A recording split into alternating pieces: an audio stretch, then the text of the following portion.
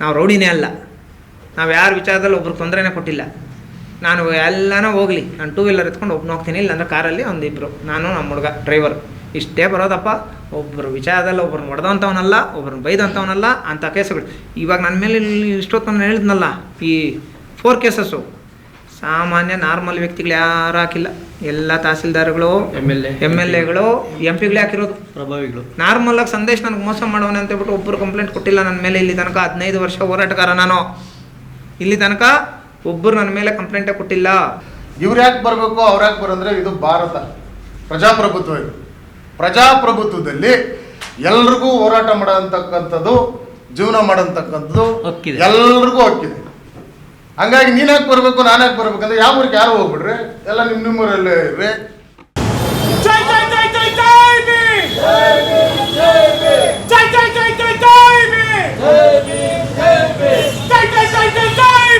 ಬಾಬಾ Saheb doctor BR Ambedkar ಅವರಿಗೆ, ಸಂವಿಧಾನ ಶಿಲ್ಪಿ ಬಾಬಾ ಸಾಹೇಬ್ ಡಾಕ್ಟರ್ BR ಅಂಬೇಡ್ಕರ್ ಅವರಿಗೆ ಜೈ ಜೈ ಜೈ ಜೈ ಜೈ ಭೀಮ್, ಜೈ ಭೀಮ್ ಜೈ ಭೀಮ್, ಜೈ ಜೈ ಜೈ ಜೈ ಜೈ ಭೀಮ್, ಜೈ ಭೀಮ್ ಜೈ ಭೀಮ್. ಬೆಂಗಳೂರು ಗ್ರಾಮಾಂತರ ಜಿಲ್ಲೆ ಆನೇಕಲ್ ತಾಲೂಕು ಎಲ್ಲ ಮಾಧ್ಯಮ ಮಿತ್ರರಿಗೆ ಧನ್ಯವಾದಗಳು. ಇವತ್ತಿನ ದಿನ ಪತ್ರಿಕಾಗೋಷ್ಠಿ ಕರೆದಿದ್ದು, ಮಾಧ್ಯಮ ಮಿತ್ರರು ನಮ್ಮ ಈ ಒಂದು ಪತ್ರಿಕಾಗೋಷ್ಠಿಗೆ ಬಂದಿರೋಂಥದ್ದು ನಮಗೆ ತುಂಬ ಖುಷಿ ಆಗ್ತಾಯಿದೆ. ಯಾಕಂದರೆ ಇರೋಂತಹ ಭೂ ಮಾಫಿಯಾಗಳ ವಿರುದ್ಧ ನಮ್ಮ ಮಾಧ್ಯಮ ಮಿತ್ರರು ಕೂಡ ನಮಗೆ ಸಪೋರ್ಟ್ ಮಾಡ್ತಾ ಇರೋಂಥದ್ದು ತುಂಬ ಖುಷಿಯಾಗುತ್ತೆ. ಈ ಒಂದು ಪ್ರೆಸ್ ಮೀಟ್ಗೆ, ಪತ್ರಿಕಾಗೋಷ್ಠಿಗೆ ಮುಖ್ಯವಾಗಿ ನಮ್ಮ ದಲಿತ ಮುಖಂಡರೆಲ್ಲ, ತಾಲೂಕಿನ ಪ್ರತಿಷ್ಠಿತ ಹಾಗೂ ಪ್ರಮುಖ ದಲಿತ ಮುಖಂಡರು ಬಂದಿರೋಂಥದ್ದು ನಮ್ಮ ಬೆಸ್ಮಾನಹಳ್ಳಿ ಯಲ್ಲಪ್ಪಣ್ಣವರು ಮತ್ತು ನಮ್ಮ ವೆಂಕಟೇಶಣ್ಣವರು, ಜೊತೆಗೆ ಸುಬ್ಬಣ್ಣ, ನಮ್ಮ ಚೇರ್ಮನ್ ಸುಬ್ಬಣ್ಣವರು, ಮಧು ಅಣ್ಣವರು, ಎಲ್ಲರೂ ನಮ್ಮ ಎಲ್ಲ ಪ್ರವೀಣ ಅವರು, ನಾಗರಾಜ್ ಎಲ್ಲರೂ ಬಂದಿರೋಂಥದ್ದು ನಮಗೆ ತುಂಬ ಸಂತಸ ತಂದಿದೆ ಸರ್. ಏನು ವಿಚಾರ ಅಂದರೆ,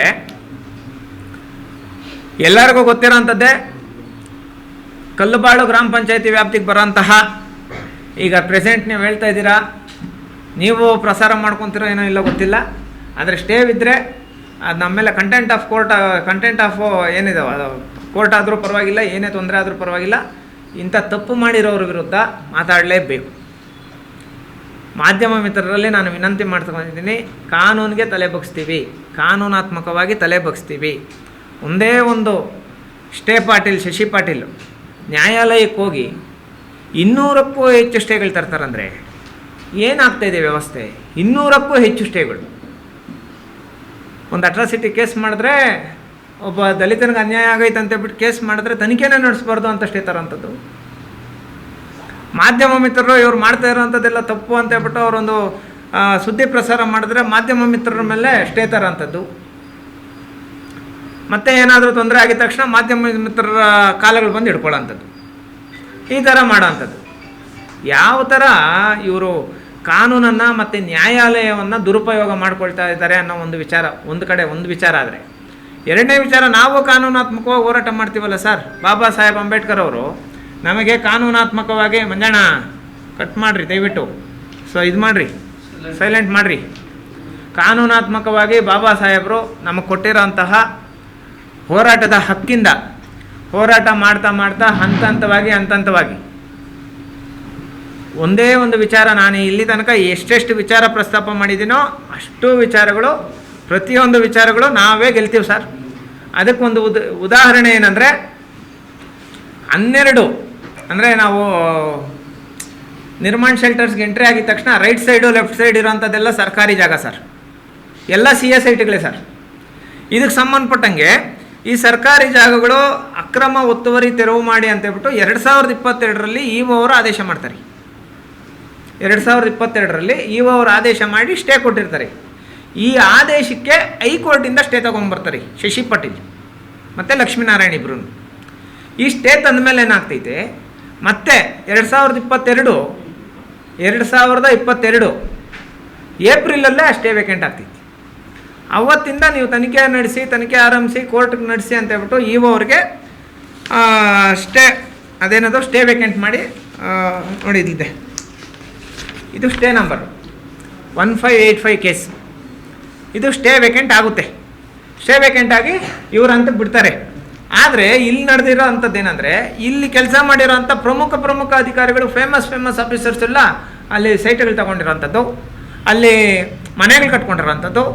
ಹಂಗಾಗಿ ವಿಳಂಬ ಆಗ್ತಾ ಬರ್ತೈತಿ. ಬಿಲ್ಡಿಂಗ್ ಹೊಡೆಯೋದು ಬಿಡ, ಡೆಮಾಲೇಷನ್ ಮಾಡಬೇಕು ಅಂತೇಳ್ಬಿಟ್ಟೆ ಆದೇಶ ಆಗ್ತೈತೆ. ಯಾರ ಕಡೆಯಿಂದ? ಅವ್ರ ಕಡೆಯಿಂದ. ಆದರೂ ಡೆಮಾಲೇಷನ್ ಆದೇಶದ ಮೇಲೆ ಕೋರ್ಟ್ ಸ್ಟೇ ತೊಗೊಂಬರ್ತಾರೆ. ಹೈಕೋರ್ಟಲ್ಲಿ ಒಂದು ಸರಿ ಸ್ಟೇ ವೇಕೆಂಟ್ ಆದರೆ ಯಾವುದೇ ಕಾರಣಕ್ಕೂ ಇನ್ನೊಂದು ಸಲ ಸ್ಟೇ ಕೊಡಲ್ಲ. ಈಗ 1585 ಕೇಸ್ದು ಬಿಲ್ಡಿಂಗ್ ಡೆಮಾಲೇಷನ್ ಮಾಡಿ ಅಂತೇಳ್ಬಿಟ್ಟು ಅವರು ಆದೇಶ ಮಾಡ್ತಾರೆ ಸರ್. ಅವರು ಆದೇಶ ಮಾಡ್ತಾರೆ. ಆದೇಶದ ಕಾಪಿ ನಿಮಗೆಲ್ಲ ಕೊಡ್ತೀನಿ. ಯಾರಿಗೆ? PDO ಅವರಿಗೆ. 15 ಇದು ಸ್ಟೇ ವೇಕೆಂಟ್ ಆಗಿ ನಾವು ಹೋರಾಟ ಮಾಡ್ತೀವಲ್ಲ ಸರ್, ಹೋರಾಟ ಮಾಡಿದ ನೆಕ್ಸ್ಟ್ ಡೇ ಇಲ್ಲಿದೆ ಸರ್. 3ನೇ ತಾರೀಕು 7ನೇ ತಿಂಗಳು 2025 ನೋಡಿ. 3ನೇ ತಾರೀಕು 7ನೇ ತಿಂಗಳು 2025 ನೋಡಿ. ಇದು ಆದೇಶದ ಸಂಖ್ಯೆ. ಅವರ ಆದೇಶ ಏನೋ 12 ಬಿಲ್ಡಿಂಗು ಹೊಡೀರಿ ಅಂತ. ಕೊಡ್ತೀನಿ ಒಂದೇ 2 ನಿಮಿಷ 2 ನಿಮಿಷ. 100% ಪ್ರತಿಯೊಂದು ದಾಖಲೆನೂ ಕೊಡ್ತೀವಿ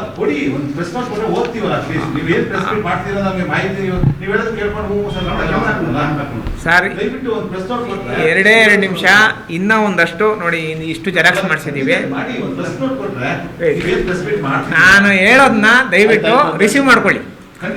ನಾನು ಹೇಳ್ತೀನಲ್ಲ, ಇವಾಗ ನಾನು ಮಾತಾಡ್ತಾ ಇದ್ದೀನಲ್ಲ, ಅದನ್ನ ರಿಸೀವ್ ಮಾಡ್ಕೊಳ್ಳಿ. ಏನು ಗೊತ್ತಾ, ಜೆರಾಕ್ಸ್ ಮಾಡಿ ನಿಮಗೆ ಕೊಡಬೇಕಾಗಿರೋಂಥದ್ದು 1 ನಿಮಿಷ ಬೇಕು. ಯಾಕಂದ್ರೆ ನಾವು ಒಂದು ಕಾಪಿ ಕೊಟ್ಬಿಟ್ಟು ಇದ್ರ ಪ್ರಕಾರ ಇದಂತ ಅದು ಅರ್ಥ ಆಗಲ್ಲ. ಇನ್ನೂ ಒಂದಷ್ಟು ಕಾಪೀಸ್ ಜೆರಾಕ್ಸ್ ಮಾಡ್ಕೊಂಡು ಬರ್ತಾ ಇದ್ದಾರೆ. ನಿಮಗೆಲ್ಲ ಕೊಟ್ಟೆ ಎಕ್ಸ್ಪ್ಲೇನ್ ಮಾಡ್ತೀನಿ. ನಿಮಗೆಲ್ಲ ಕ್ಲಾರಿಫಿಕೇಶನ್ ಮಾಡಿಬಿಟ್ಟು ಇಲ್ಲಿಂದ ಎದ್ದೋಗ್ತೀನಿ ಅಣ್ಣ. ನಿಮಗೆ ಪ್ರತಿಯೊಂದು ಕ್ಲಾರಿಫಿಕೇಶನ್ಸ್ ಕೊಟ್ಬಿಟ್ಟು ಇಲ್ಲಿಂದ ಎದ್ದೋಗ್ತೀನಿ. ಓಕೆನಾ? ಒಂದು ಇದಕ್ಕೆ ಸಂಬಂಧಪಟ್ಟಂಗೆ ನೋಡಿ, ಇಲ್ಲಿ ಮಾಡ್ತಾರೆ 7/6/2025-26 3ನೇ ತಾರೀಕು 7ನೇ ತಿಂಗಳು ಅವರು ಆದೇಶ ಮಾಡ್ತಾರೆ. ಯಾರಿಗೆ? PDO ಅವರಿಗೆ. ಫೈನಲ್ ಅಂತಿಮ ಆದೇಶ ಆಗ್ಬಿಟ್ಟಿದೆ. ಈ 12 ಬಿಲ್ಡಿಂಗು ನೀವು ಡೆಮಾಲೇಷನ್ ಮಾಡಲೇಬೇಕು ಅಂತ. ಈ ಕೋರ್ಟ್ ನಡೆಯುತ್ತಲ್ಲ, ಕೋರ್ಟು, ಆ ಕೋರ್ಟಲ್ಲಿ ಈಗ ನಾವು ಗೆದ್ದಿದ್ದೀವಿ. ಇದೆಲ್ಲ ಸರ್ಕಾರಿ ಜಮೀನೇ. ಅರ್ಥ ಆಗ್ತೈತೆ ನಾನು ಹೇಳ್ತಾ ಇರೋಂಥದ್ದು? ಇದೆಲ್ಲ ಪೂರ್ತಿ ಸರ್ಕಾರಿ ಜಮೀನು. CA ಸೈಟ್ಗಳು ಡೆಮಾಲೇಷನ್ ಮಾಡಿ ಅಂತೇಳ್ಬಿಟ್ಟು ಕೋರ್ಟಲ್ಲಿ ನಡೆಯೋಂಥ ಕೋರ್ಟಲ್ಲಿ ನಾವು ಗೆದ್ದಿದ್ದೀವಿ. ಇದೆಲ್ಲ ಸರ್ಕಾರಿ ಜಮೀನು, ಒತ್ತುವರಿ ತೆರವು ಮಾಡಿ ಅಂತೇಳ್ಬಿಟ್ಟು PDOಗೆ ಆದೇಶ ಮಾಡ್ತಾರೆ. ನೋಡಿ, ಆದೇಶದ ಪತ್ರ ಮತ್ತು PDO ರಿಪ್ಲೈ. ಅದಕ್ಕೆ ರಿಪ್ಲೈ ಏನು PDO ಏನು ರಿಪ್ಲೈ ಮಾಡ್ತಾರೆ ಅನ್ನೋದನ್ನ ಇವಾಗ ಜೆರಾಕ್ಸ್ ಮಾಡಿಸ್ಬಿಟ್ಟಿದ್ದೀನಿ. ಅದು ಕೊಡ್ತೀನಿ. ಈಗ ಇಲ್ಲೇ ಐತೆ ನನ್ನ ಕೈಯಲ್ಲಿರೋಂಥ ಆದೇಶ. ಅದು ನಿನ್ನೆ ಕೊಡೋಂಥದ್ದು. ಯಾರೋ PDO ಕೊಡೋಂಥದ್ದು. ಇದಕ್ಕೆ ಸಂಬಂಧಪಟ್ಟಂಗೆ ಏನಾಗ್ತೈತೆ, ಅವತ್ತಿಂದ ಇವತ್ತಿನ ತನಕ ಕೋರ್ಟ್ ಆದೇಶದ ಕಾಪಿ ಬೇಕು ಅಂತಾರೆ. ಕೋರ್ಟ್ ಆದೇಶದ ಕಾಪಿನೂ ಅವರು ಯಾರು ಇವಾಗ ಪ್ರೆಸೆಂಟ್ ಭೈರಪ್ಪ ಸರ್ ಏನಿದ್ದಾರೆ, ಇವರು PDO ಅವ್ರಿಗೆ ತಲುಪಿಸ್ತಾರೆ. ಕೋರ್ಟ್ ನಡವಳಿಕೆಗಳಲ್ಲಿ ಎಲ್ಲದರಲ್ಲಿನೂ ಇದು ಸರ್ಕಾರಿ ಜಮೀನು ಅಂತ ಹೇಳ್ಬಿಟ್ಟು ಪ್ರೂವ್ ಆಗೈತೆ, ಎಲ್ಲ ಆಗೈತೆ. ಆ ವಿಚಾರದಲ್ಲಿ ನಾವು ಗೆದ್ವಿ. ಒತ್ತುವರಿ ತೆರವು ಮಾಡಿ ಅಂತ ಹೇಳ್ಬಿಟ್ಟು ಅವ್ರು ಏನು ಮಾಡ್ತಾರೆ, ಆದೇಶ ಮಾಡ್ತಾರೆ ಸರ್. ಅವ್ರು ಆದೇಶ ಮಾಡಿದ್ಮೇಲೆ ಒತ್ತುವರಿ ತೆರವುಗೆ ಸಂಬಂಧಪಟ್ಟಂಗೆ ಸರ್, ಅಲ್ಲಿರೋಂಥವರೆಲ್ಲ ದೊಡ್ಡವರು, ತುಂಬ ದೊಡ್ಡ ಶ್ರೀಮಂತರು, ಅವ್ರಿಗೆ ನಾವು ಎದುರಾಕೊಳ್ಳೋದಕ್ಕಾಗಲ್ಲ. ನಾನು ಒತ್ತುವರಿ ತೆರವು ಮಾಡಿಸೋದಕ್ಕೆ ನನ್ನ ಕೈಯಲ್ಲಿ ಸಾಧ್ಯ ಆಗ್ತಾ ಇಲ್ಲ, ನೀವೇ ಮಾಡ್ರಿ ಅಂತ ಹೇಳ್ಬಿಟ್ಟು ನಿನ್ನೆ ರಿಪ್ಲೈ ಕೊಟ್ಟಿದ್ದಾರೆ PDO ಅವರು. ನಮ್ಮ ಕೈಯಲ್ಲೇ ಆಗಲ್ಲ ನೋಡಿ, ನಮ್ಮ ಕೈಯಲ್ಲಿ ಇದಾಗಲ್ಲ. ಆಮೇಲೆ ಈ ವಿಚಾರಕ್ಕೆ ಸಂಬಂಧಪಟ್ಟಂಗೆ ಮೊನ್ನೆ ನೀವೇ ನಿಮ್ಮದೇ ಮಾಧ್ಯಮ ಮಿತ್ರರು ನಿಮ್ಮ ಪೇಪರ್ಗಳಲ್ಲಿ, ಟಿವಿಗಳಲ್ಲಿ ಪ್ರಸಾರ ಮಾಡಿದ್ದೀರಿ. ಏನು ಮಾಡಿದ್ದೀರಾ?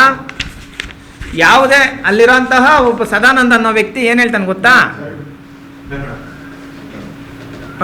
ಒಂದು ನಿಮಿಷ ಬರ್ರಿ. ಅಲ್ಲಿರೋಂಥ ಸದಾನಂದ ಅನ್ನೋ ವ್ಯಕ್ತಿ ಏನು ಹೇಳ್ತಾನೆ ಗೊತ್ತಾ? ಯಾವುದೇ ಅಕ್ರಮ ನಡೆದಿಲ್ಲ ಲೇಔಟಲ್ಲಿ ಅಂತಾನೆ. ನಾನು ಕೇಳಿಸ್ಕೊಂಡಿದ್ದೀನಿ.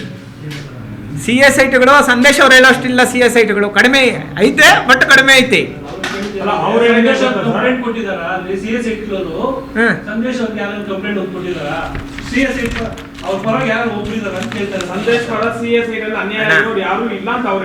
ಹನ್ನೆರಡು ಜನ. ಒಂದು ನಿಮಿಷ ಅಣ್ಣ.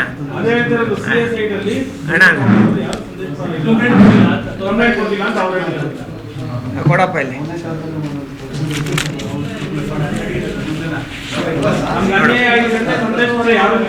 ಅವಾಗೆ ಆಯ್ತು ಕೊಟ್ರಿ ಇಲ್ಲೋಡಪ್ಪ ಇಲ್ಲೋಡಪ್ಪ ಅವಾಗೆ ನೋಡಿಲ್ಲಿ ಫಸ್ಟ್ ಸ್ಟೇ ಕಾಪಿ ಹಾಕಿದ್ಯಾ, ಎರಡನೇದು ಮುದ್ರಾಂಕ ಶುಲ್ಕ ಹಾಕ್ತಿದ್ಯಾ, ಇದು ನೀನು ಮಾಡಿಸೋದು. ಈಗ ಇದೊಂದು ಸೆಟ್ಟು 2ರಲ್ಲಿ ಸ್ಟೇ ವೇಕೆಂಟ್ ಆಗಿರೋಂಥ ಹೈಕೋರ್ಟ್ ಸ್ಟೇ ವೇಕೆಂಟ್ ಆಗಿರೋಂಥ ಕಾಪಿ ಇದು. ಇವ್ರು ಏನು ಹೇಳ್ತಾರೆ, 12 ಪ್ರಾಪರ್ಟಿಗಳನ್ನು ಇಲ್ಲಿಗಲ್ ಇದೆ, ಇವು ಅವರು ಕ್ರಮ ಕೈಗೊಳ್ಬೋದು ಅಂತ ಹೇಳ್ಬಿಟ್ಟು ಕೋರ್ಟಿಂದ ಸ್ಟೇ ವೇಕೆಂಟ್ ಆಗುತ್ತೆ. ಯಾವಾಗ? 2022ರಲ್ಲಿ. ಆದರೆ ಇಲ್ಲಿ ತನಕ ಯಾವುದೇ ಪ್ರೊಸೀಡಿಂಗ್ಸ್ ನಡೆಸಿರಲ್ಲ. ಕೋರ್ಟ್ ನಡವಳಿಕೆ ಮಾತ್ರ ನಡೆದಿರ್ತೈತೆ. ಮೊನ್ನೆ ನಾವು ಹೋರಾಟ ಮಾಡಿದ್ಮೇಲೆ ಕೋರ್ಟ್ ನಮ್ಮ ಕಡೆ ಆದೇಶ ಆಗೈತಣ್ಣ. ಇವಾಗ ಕೋರ್ಟ್ ಆರ್ಡ್ರ್ ಮಾಡಿ ಏನು ಮಾಡ್ತಾರೆ, ಎಲ್ಲ ಅನಾಧಿಕೃತ ಬಿಲ್ಡಿಂಗ್ಸು ಅಣ್ಣ ದಯವಿಟ್ಟು ಎಲ್ಲ ಅನಾಧಿಕೃತ ಬಿಲ್ಡಿಂಗ್ಸು ಅಂತ ಹೇಳ್ಬಿಟ್ಟು ಅವರು ಇದಕ್ಕೆ ಸಂಬಂಧಪಟ್ಟ ನೋಡಿ ನಿಮ್ಮ ಕೈಗೀಗ ಇವು ಆದೇಶದ ಕಾಪಿ ಮತ್ತು ಮುದ್ರಾಂಕ ಶುಲ್ಕದ ಆದೇಶ ಕಾಪಿ ಮತ್ತು ಕೋರ್ಟ್ ಸ್ಟೇ ವೇಕೆಂಟ್ ಕಾಪಿ 3 ಕೊಟ್ಬಿಟ್ಟಿದ್ದೀನಿ. ಅರ್ಥ ಆಯ್ತಲ್ಲ ಸರ್? ಪ್ರೆಸ್ ನೋಟು ಇದು ಎಮರ್ಜೆನ್ಸಿ ಕರೆದಿರೋಂಥ ಪ್ರೆಸ್ ಮೀಟ್ ಆಗಿರೋದ್ರಿಂದ ಪ್ರೆಸ್ ನೋಟ್ ರೆಡಿ ಮಾಡೋದಕ್ಕಾಗಿಲ್ಲ ಅಷ್ಟೇ. ನಾನು ಹೇಳ್ತೀನಿ ಅದೇನೇನು ಸ್ಟೇಟ್ಮೆಂಟ್ ಐತೋ, ನಿಮ್ದು ಏನೇನು ಕ್ವಶನ್ಸ್ ಐತೋ ದಯವಿಟ್ಟು ಸ್ವಲ್ಪ ಸ್ವಿಚ್ ಆಫ್ ಮಾಡೋದು, ಸೈಲೆಂಟ್ ಮಾಡಿರಿ. ಓಕೆ, ಇದಕ್ಕೆ ಸಂಬಂಧಪಟ್ಟಂಗೆ ಇದೇನೈತೆ ನೋಡಿ ಸರ್, ನಾವೇ ಕೊಟ್ಟಿರೋದು. ಇದಕ್ಕೆ ಸಂಬಂಧಪಟ್ಟಂಗೆ ತಾಲೂಕ್ ಪಂಚಾಯತಿ ಇವು ಅವರು PDO ಕಳಿಸೋಂಥ ಪತ್ರ ಇದು, ಡೆಮಾಲೇಷನ್ ಮಾಡಿ.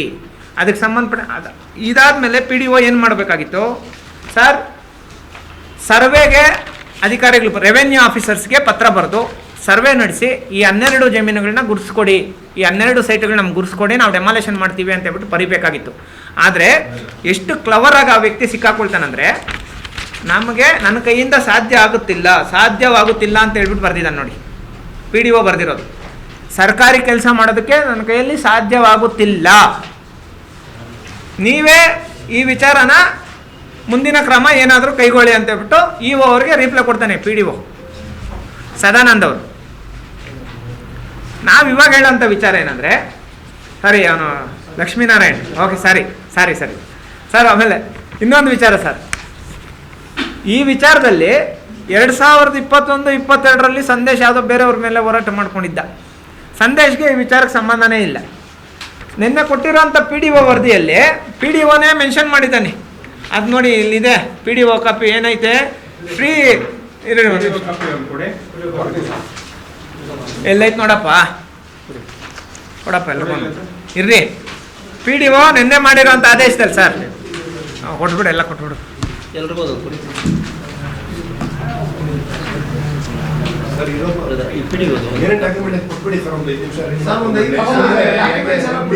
ಬರ್ದಿರೋಂಥದ್ದು 1585 ಕೇಸಿಗೆ ಸಂಬಂಧಪಟ್ಟಂಗೆ ಅಷ್ಟೇ. ಇದಕ್ಕೆ ಸಂಬಂಧಪಟ್ಟಂಗೆ ನ್ಯಾಯ ಸಿಗುತ್ತೆ, ಬಿಲ್ಡಿಂಗ್ ಡೆಮಾಲೇಷನ್ ಮಾಡ್ತಾರೆ. ಇವತ್ತೇ ಮಾಡ್ಬೋದು PDO, ಇವತ್ತೇ ಮಾಡ್ಬೋದು.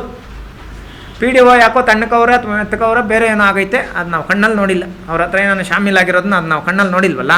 ನಾವು ಸುಮ್ಮನೆ ಹೇಳೋಂಥದ್ದು ಬೇಡ, 100% ಶಾಮೀಲಾಗೋನಿ PDO ಲಕ್ಷ್ಮೀನಾರಾಯಣ್.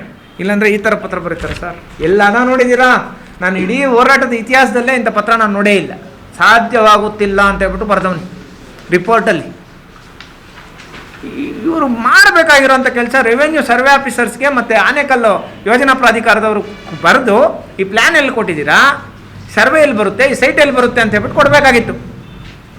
ಅವರೊಂದು ಡೇಟ್ ಫಿಕ್ಸ್ ಮಾಡ್ತಾಯಿದ್ರು, ಸರ್ವೆ ನಡೆಸಿ ಒತ್ತುವರಿ ತೆರವು ಮಾಡ್ತೀವಿ ಅಂತ. ಇಷ್ಟೇ ಪ್ರೊಸೆಸ್ಸು. ಆದರೆ ನಮ್ಮ ಕೈಯಲ್ಲಿ ಆಗಲ್ಲ ಅಂತ ಕೊಟ್ಟಿದ್ದಾರೆ. ಕೋರ್ಟಲ್ಲಿ ಇಒ ಕೋರ್ಟಲ್ಲಿ ನಡೆದಿರೋಂತಹ 1585 ಕೇಸಿಗೆ ಸಂಬಂಧಪಟ್ಟಂಗೆ ನಾವು ಗೆದ್ದಿದ್ದೀವಿ. ಅದಕ್ಕೆ ಸಂಬಂಧಪಟ್ಟಂಗೆ ಬಾಬಾ ಸಾಹೇಬರ ಪ್ರತಿಮೆಗೆ, ಯಾಕಂದರೆ ಎಷ್ಟೇ ದೊಡ್ಡ ಶ್ರೀಮಂತರಾಗಲಿ ಸರ್, ಅವ್ರ ವಿರುದ್ಧ ಹೋರಾಟ ಮಾಡೋಂತಹ ರೈಟ್ಸ್ನ ಅಂಬೇಡ್ಕರ್ ಅವರು ಕೊಟ್ಟಿದ್ದಾರೆ.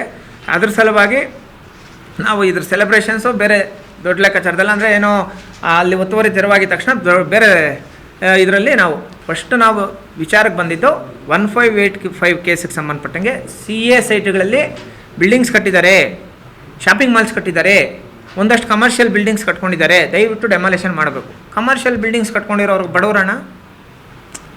ಈಗ ಬಡವರು ರೋಡ್ ಸೈಡಲ್ಲಿ ಅಂಗಡಿ ಹಾಕಿದ್ರೆ ಎಷ್ಟು ಜನ ಗೊತ್ತೇ ಇವ್ರ ಟೀಮ್ ಬರೋದು? ಆನೇಕಲ್ ಯೋಜನಾ ಪ್ರಾಧಿಕಾರದವರು, ಇಒ ಆಫೀಸ್ ಕಡೆಯಿಂದ ಮತ್ತು PDO ಅವ್ರ ಕಡೆಯಿಂದ ಟೀಮು ಒಂದು 100 ಜನ ಟೀಮ್ ಬಂದು JCB ಎತ್ಕೊಂಡು ಆ ಅಂಗಡಿ ತಳ್ತಾರೆ. ಇವ್ರ ವಿಚಾರದಲ್ಲಿ ಯಾಕೆ ಹಂಗೆ ಮಾಡ್ತಾ ಇಲ್ಲ? ಒಂದು 2021-22ರಲ್ಲಿ ಸಂದೇಶ್ಗೆ ಈ ಪ್ರಕರಣಕ್ಕೆ ಸಂಬಂಧ ಇಲ್ಲ. ಆವಾಗ ಹೋರಾಟ ಮಾಡ್ತಾ ಇದ್ದವ್ರು ಯಾರು? ಈ ವಿಚಾರನ ಆಚೆಗೆ ತಂದವ್ರು ಯಾರು? PDO ನಿನ್ನೆ ಕೊಟ್ಟಿರೋಂಥ ಆರ್ಡ್ರ್ ಕಾಪಿಯಲ್ಲಿ ಐತೆ, ಅದನ್ನು ಒಂದು ನಿಮಿಷ ಓದ್ಬಿಡ್ತೀನಿ ಕೇಳಿ.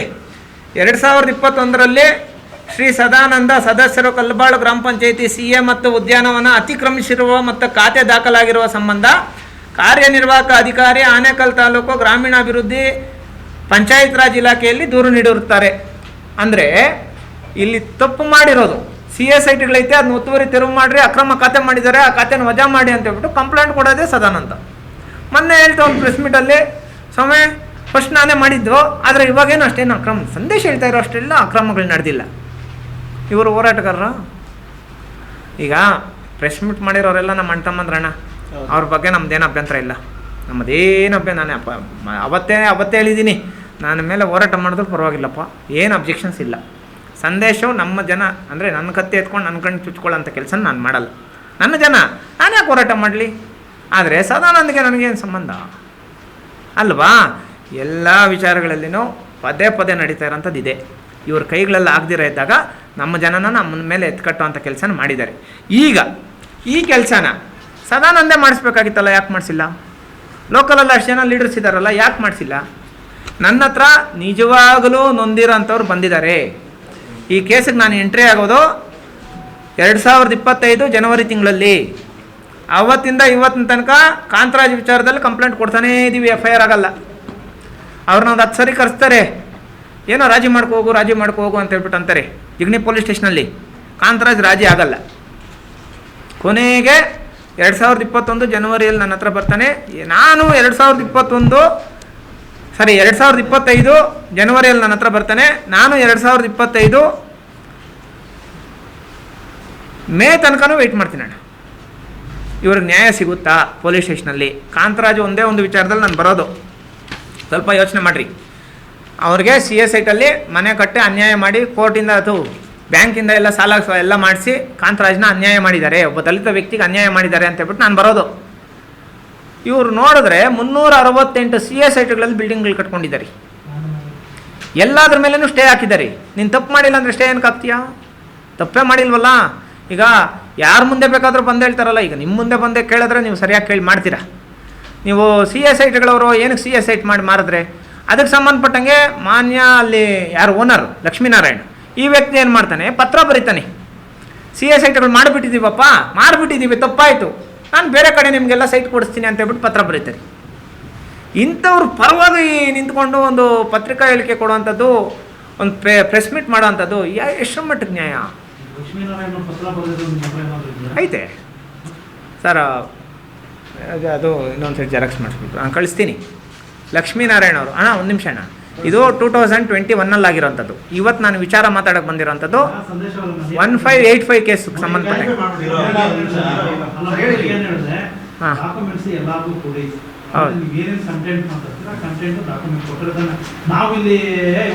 ಈಗ ನಿಮಗೆ ಒಂದೇ ಒಂದು ಕಾಪಿ ಬೇಕಾಗಿರೋದು, ಲಕ್ಷ್ಮೀನಾರಾಯಣ್ ಬರ್ದಿರೋ ಕಾಪಿ. ನನ್ನ ಫೋನ್ ಕೊಡ್ರಪ್ಪ, ನನ್ನ ಫೋನ್ ಕೊಡ್ರಿ, ಕೊಡೋಣ. ಇವಾಗೆ ಅಣ್ಣ, ಇದು 2021ರಲ್ಲಿ ಅಯ್ಯಪ್ಪ ಪತ್ರ ಬರ್ದಿರೋದ್ರಿಂದ ನಾನು ಅದನ್ನ ಜೆರಾಕ್ಸ್ ಮಾಡಿಸಿಲ್ಲ. ಇವಾಗ ಕೊಡ್ತಾರೆ ಒಂದೇ ನಿಮಿಷದಲ್ಲಿ. ಆಮೇಲೆ ಈ ವಿಚಾರಕ್ಕೆ ಸಂಬಂಧಪಟ್ಟಂಗೆ ಇರಿ ನಿಮಗೆ ಅದನ್ನ ಎಕ್ಸ್ಪ್ಲೇನು ಮಾಡಿ ಅದು ತೋರಿಸ್ಬಿಡ್ತೀನಿ ನೋಡಿ. ವಿ ಲಕ್ಷ್ಮೀನಾರಾಯಣ ಅವರು ರಿಕ್ವಿಸಿಷನ್ ಲೆಟರ್ ಬರೆಯೋದು. CA ಸೈಟಲ್ಲಿ ನಾನು ಸೈಟ್ಗಳು ಮಾರಾಕಿದ್ದೀನಿ, ತಪ್ಪಾಯಿತು, ಬೇರೆ ಕಡೆ 6 ಎಕರೆ 10 ಗುಂಟೆ ಜಮೀನು ತಗೊಂಡು ನಿಮಗೆ ಸೈಟ್ಗಳು ಕೊಡ್ತೀನಿ ಅಂತ ಹೇಳ್ಬಿಟ್ಟು ಲಕ್ಷ್ಮೀನಾರಾಯಣ ಅವ್ರು ಬರೆಯುವಂಥ ಪತ್ರ ಇದು. ಆ ಲೇಔಟಲ್ಲಿರೋಂಥವ್ರಿಗೆ, ಆ ಲೇಔಟಲ್ಲಿ ಸೈಟ್ಗಳು ತಗೊಂಡು ಸರ್, ಹಾಂ ಅಲ್ಲಲ್ಲ, 18ನೇ ತಾರೀಕು 4ನೇ ತಿಂಗಳು 2022. ಹಂಗಾಗಿ ನಾನು 22ರಲ್ಲಾಗಿರೋಂಥ ಪತ್ರ ಅಲ್ಲ, ಎಕ್ಸ್ಪ್ಲೇನ್ ಮಾಡೋಣ ಅಂತ ಹೇಳ್ಬಿಟ್ಟು ಈ ಕಾಪಿ ತರಿಸಿಲ್ಲ.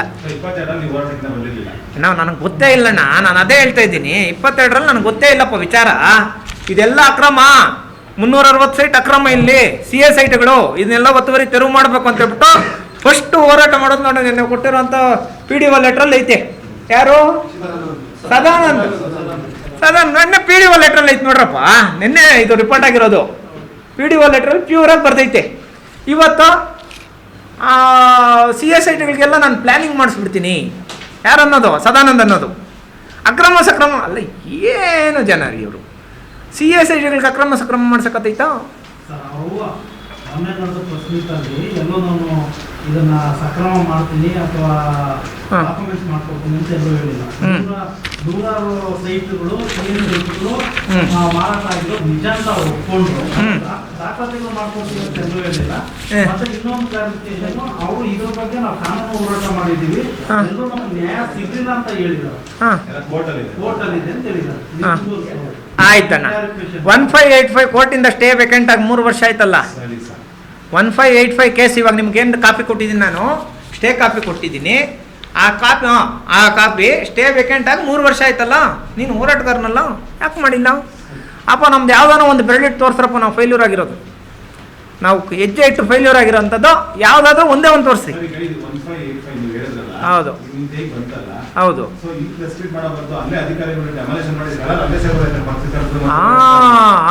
ಅದಕ್ಕೆ ನಾನು ನಿಮ್ಗೆ ಬರ್ತಾ ಇರೋದು ಪಿಕ್ಚರ್. ಈಗ ಇದರಲ್ಲಿ ಏನು ಹೇಳ್ತಾರೆ? ಅಕ್ರಮ ಕಟ್ಟಡಗಳು ನಿರ್ಮಿಸಿದ್ದು ಅನಧಿಕೃತ ಕಟ್ಟಡಗಳನ್ನು ತೆರವುಗೊಳಿಸಲು ಕೋರಿ. ನೋಡಿ ಆದೇಶದ ಕಾಪಿ ದಯವಿಟ್ಟು ನೋಡ್ಬೇಕು ನೀವು. ಇಒ ಅವರು PDO ಅವ್ರಿಗೆ ಬರೀತಾರೆ. ಅವ್ರು ಏನಾದರೂ ಇವತ್ತು ಈ ಥರ ಪತ್ರ ಬರೀದಿರ ಇದ್ದಿದ್ರೆ ನಾನು ಇಲ್ಲಿ ಕೂತ್ಕೊತಾ ಇದ್ದಿಲ್ಲ. ಡೆಮಾಲೇಷನ್ ಆರ್ಡರ್ ದಿನ ನಿಮ್ಮನ್ನೆಲ್ಲ ಅಲ್ಲಿ ಕರೆಸಿ ಅಲ್ಲಿ ಕೂತ್ಕೊತಾ ಇದ್ದೆ. ಯಾಕಂದರೆ ಸರ್ವೆ ಮಾಡ್ತಾರೆ, ಸರ್ವೆ ಮಾಡಿ ಸರ್ವೆ ವರದಿ ಕೊಡ್ತಾರೆ. ಇದೆಲ್ಲ ಸರ್ಕಾರಿ ಜಮೀನಪ್ಪ ಅಂತ ವರದಿ ಕೊಡ್ತಾರೆ, ಅಲ್ಲಿ ಬಿಲ್ಡಿಂಗ್ ಡೆಮಾಲೇಷನ್ ಮಾಡ್ತಾರೆ. ಅರ್ಥ ಆಯ್ತಾ ನಾನು ಹೇಳ್ತಾ ಇರೋದು? ಆದರೆ ಏನಂತ ಕೊಡ್ತಾನಂದರೆ ನನ್ನ ಕೈಯಲ್ಲಿ ಕೆಲಸ ಮಾಡೋಕ್ಕೆ ಸಾಧ್ಯ ಆಗ್ತಾ ಇಲ್ಲ. ಇಲ್ಲ, ಕೋರ್ಟಲ್ಲಿ ಸ್ಟೇ ಇಲ್ಲ ಅಂತ ಮೆನ್ಷನ್ ಮಾಡಿದ್ದಾನೆ. ಆಯಪ್ಪನೇ ಮೆನ್ಷನ್ ಮಾಡಿದ್ದಾನೆ ಅಣ್ಣ. 1585 ಕೇಸ್ದು ಕೋರ್ಟಲ್ಲಿ ಸ್ಟೇ ಇಲ್ಲ ಅಂತ ಹೇಳ್ಬಿಟ್ಟು ಆಯಪ್ಪನೇ ಮೆನ್ಷನ್ ಮಾಡಿದ್ದಾನೆ.